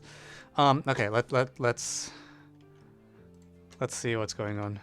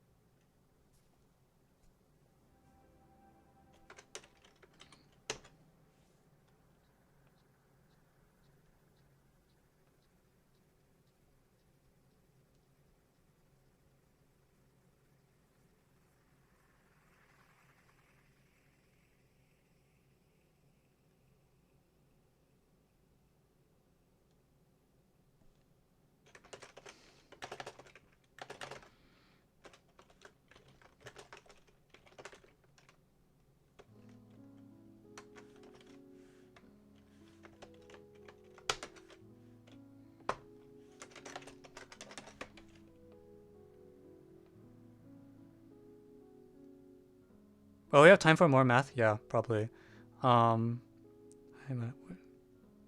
Both known from...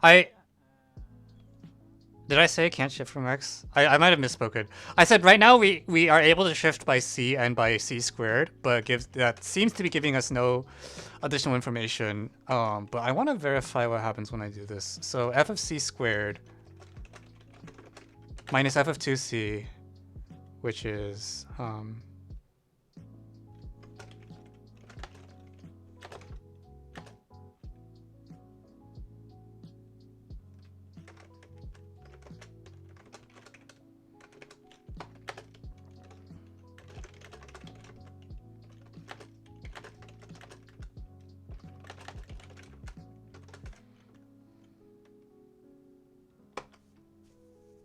yeah, it shouldn't give us new information. So why did this thing?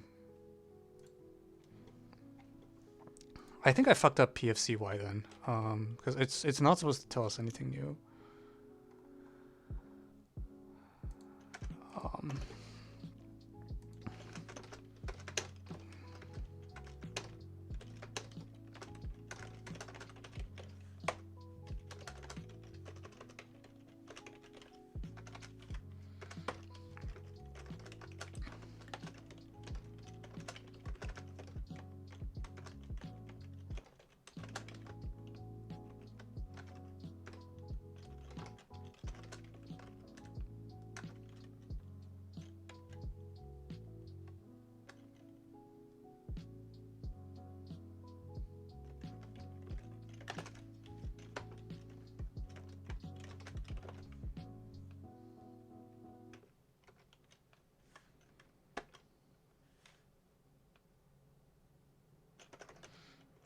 Okay, C minus C squared plus 2C, C.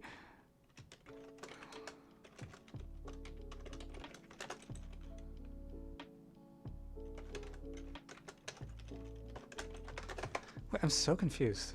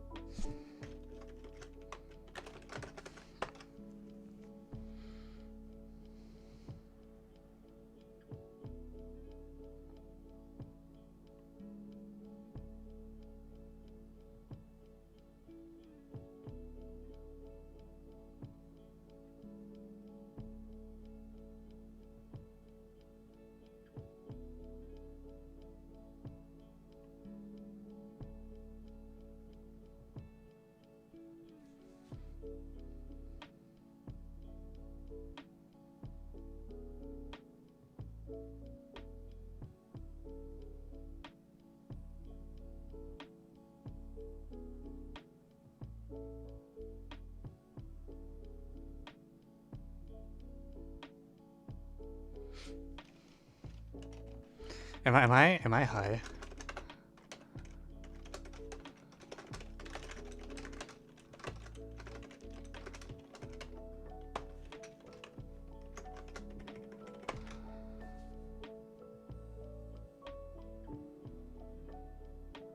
This shouldn't give me anything new. Why did it give me something?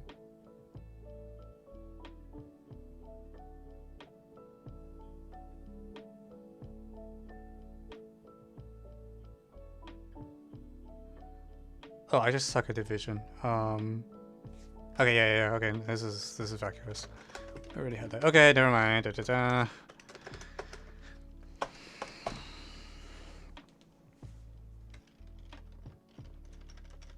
So there's no reason to take PFC 0 if I can just take PFC Y.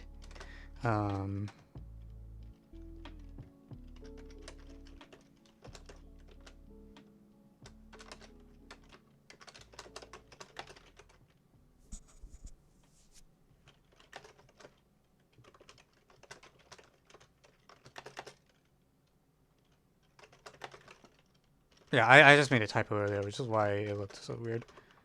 So I can shift by, so long story short, I can shift by C squared. This is still over stuck. I can shift by C squared. So if I compare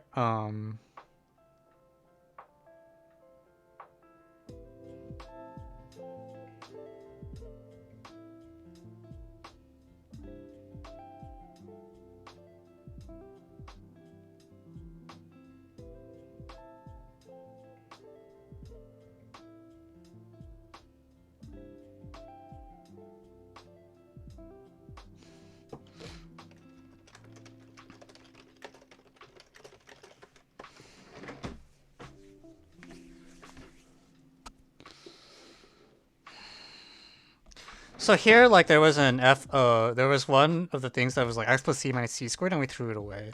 And now that we have the shift by c, we can bring it back, so we can shift by c squared. And then the question is, if I shift by c squared, this will give you a way to, the f of y will have, so it's gonna give me a way to shift by, like, polynomials in C. Are you calculating C? I'm not sure. I want C equals 0. If you can figure out how to get that, that would be great. Holy crap. Oh, this is like, I feel like I can actually just shift by polynomials in C now, is where I'm at.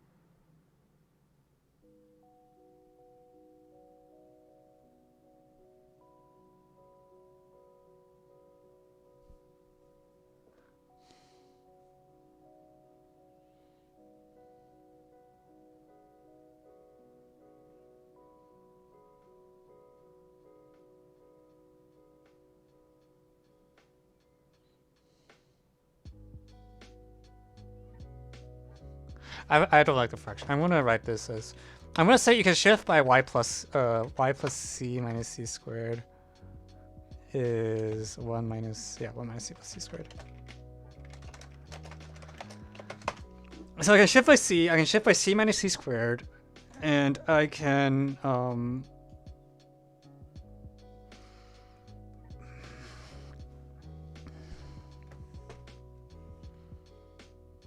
I have -1. So I have -1, I have c, I have c squared, so I can build any polynomial in C.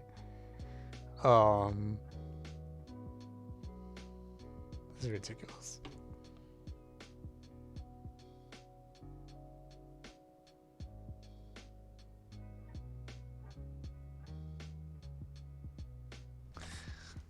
It's this goddamn term here. What can I do with this?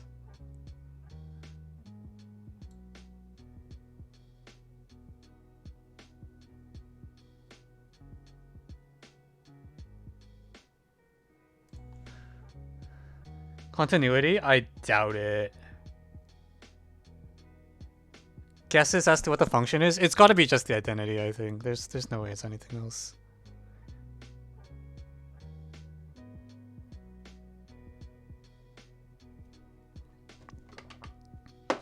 Like, how are you going to do anything with continuity? Like, you're not given the function is continuous, so we're always trapped in, like, some discrete, but that's not even like, we should be able to get c equals, 0 doesn't work because f of -1 is given to be -1. I agree it would work otherwise.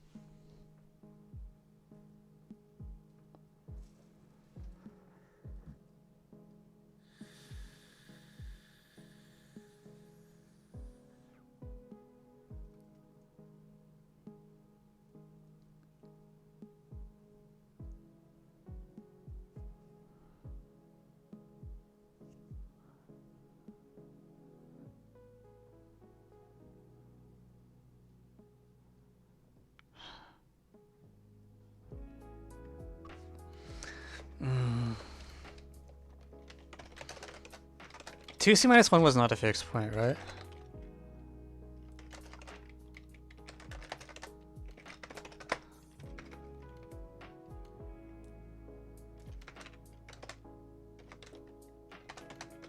Because I feel like I didn't use the double def, and I'm gonna force the double def to play. I'm gonna force it in.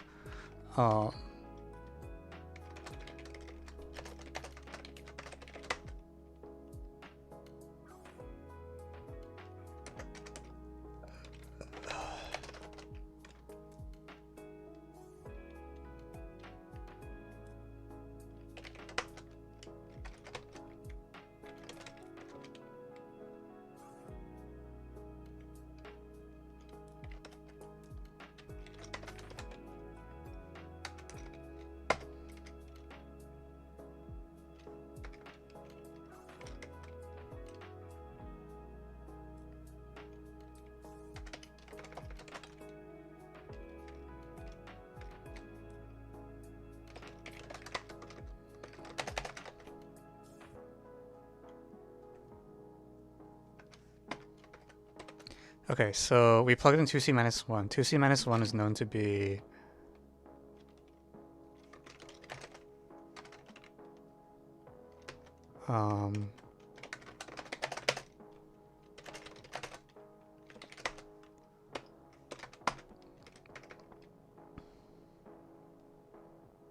so we're going to plug in 2c minus 1 into this thing. And then, so we resolve the right-hand side. It's equal to that. And then c times 2c minus 1, 2c. And then we got this thing on the left. And the left-hand side, we're going to shift the c squared away using the identity that we just got. So equals, this is equal to f of minus 1 plus c.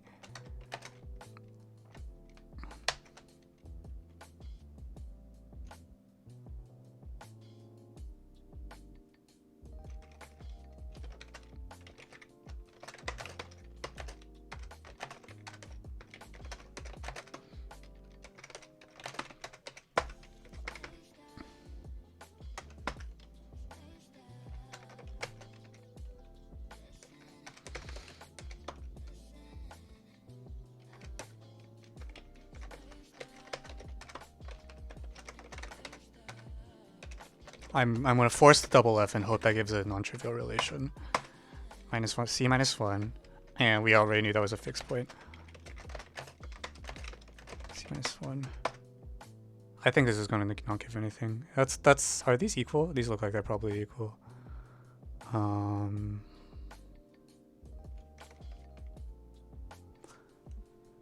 they're not. They're not equal because... They're not equal because they differ at c equals 0? No, they don't. They differ at c equals... Actually, I can't tell by looking. They differ at c equals 1, right?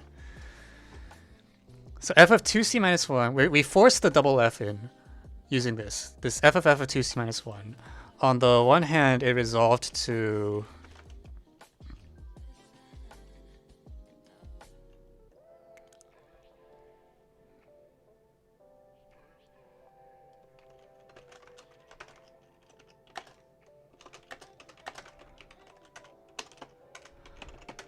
that, and on the other hand, it resolved to that.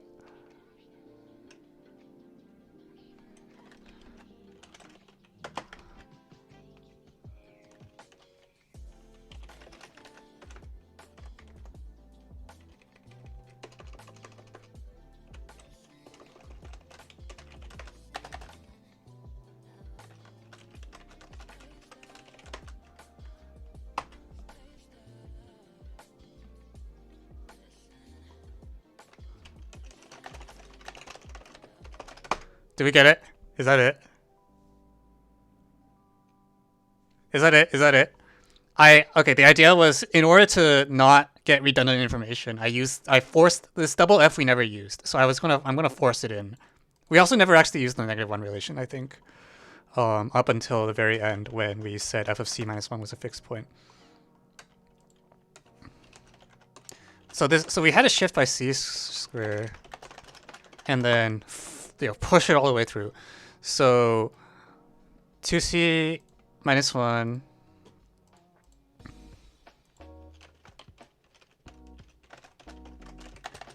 so the choice of f of minus 1 equals minus 1 is actually kind of superficial. I don't think any of the others.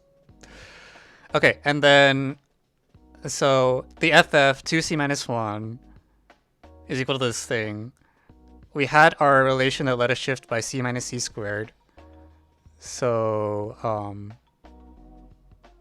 minus 1 plus c, right, here. And if c minus 1 is a fixed point.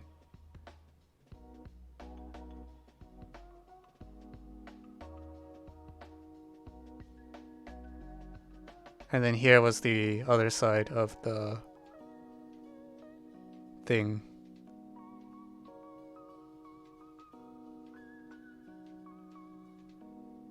And that forces c equals 0. So does that work? Can someone please check that this works?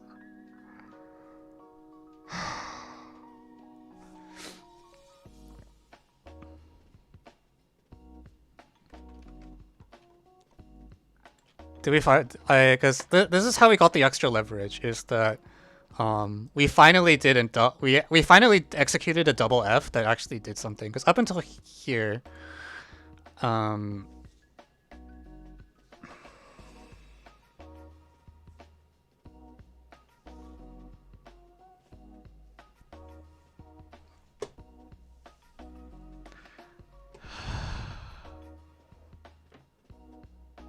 I gave like 50% chance that I just made an arithmetic error and like this actually is also vacuous, but I...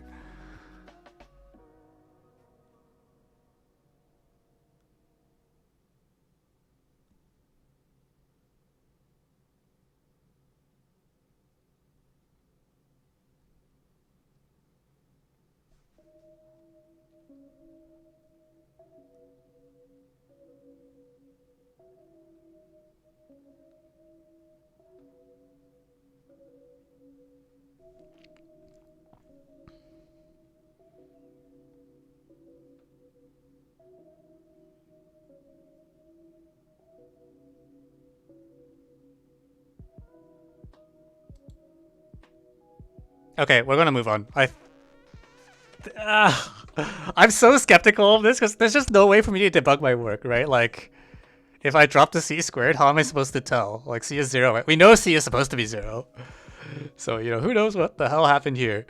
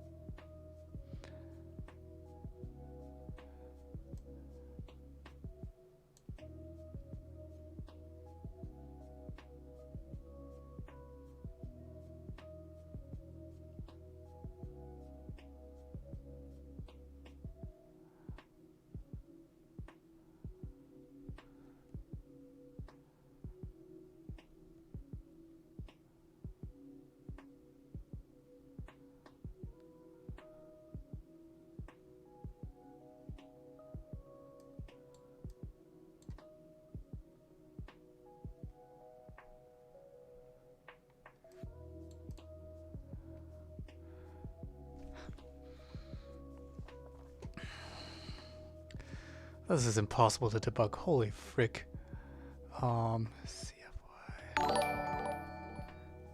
Thank you, Geo King, X1, X2. Oh my lord.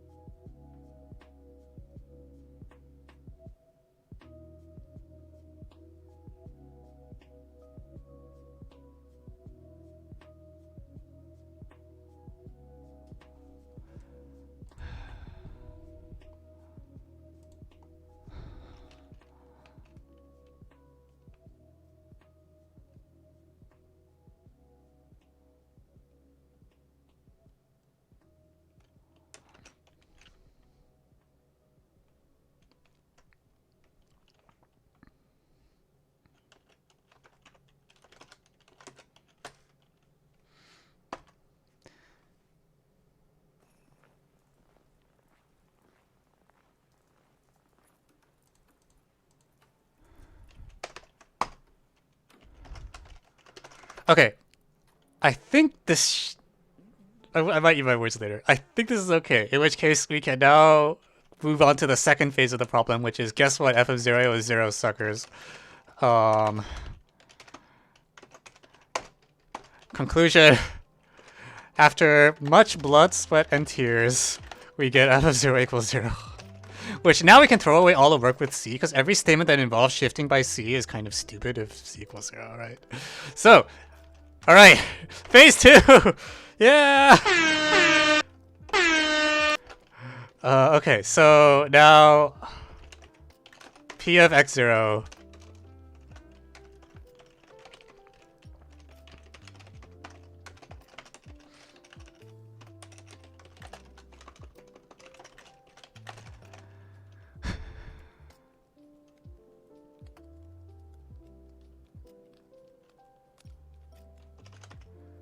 T0 implies so F fixes its image, which is beautiful. Yeah.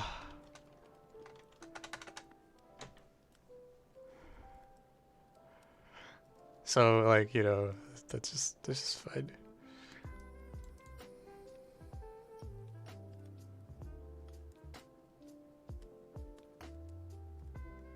Okay, what do we do now?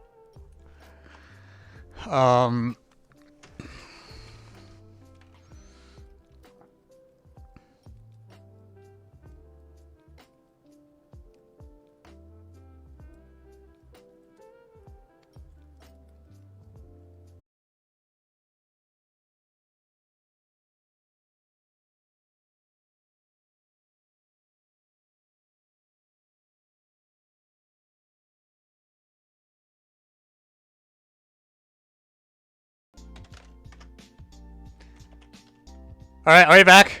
Is it alive?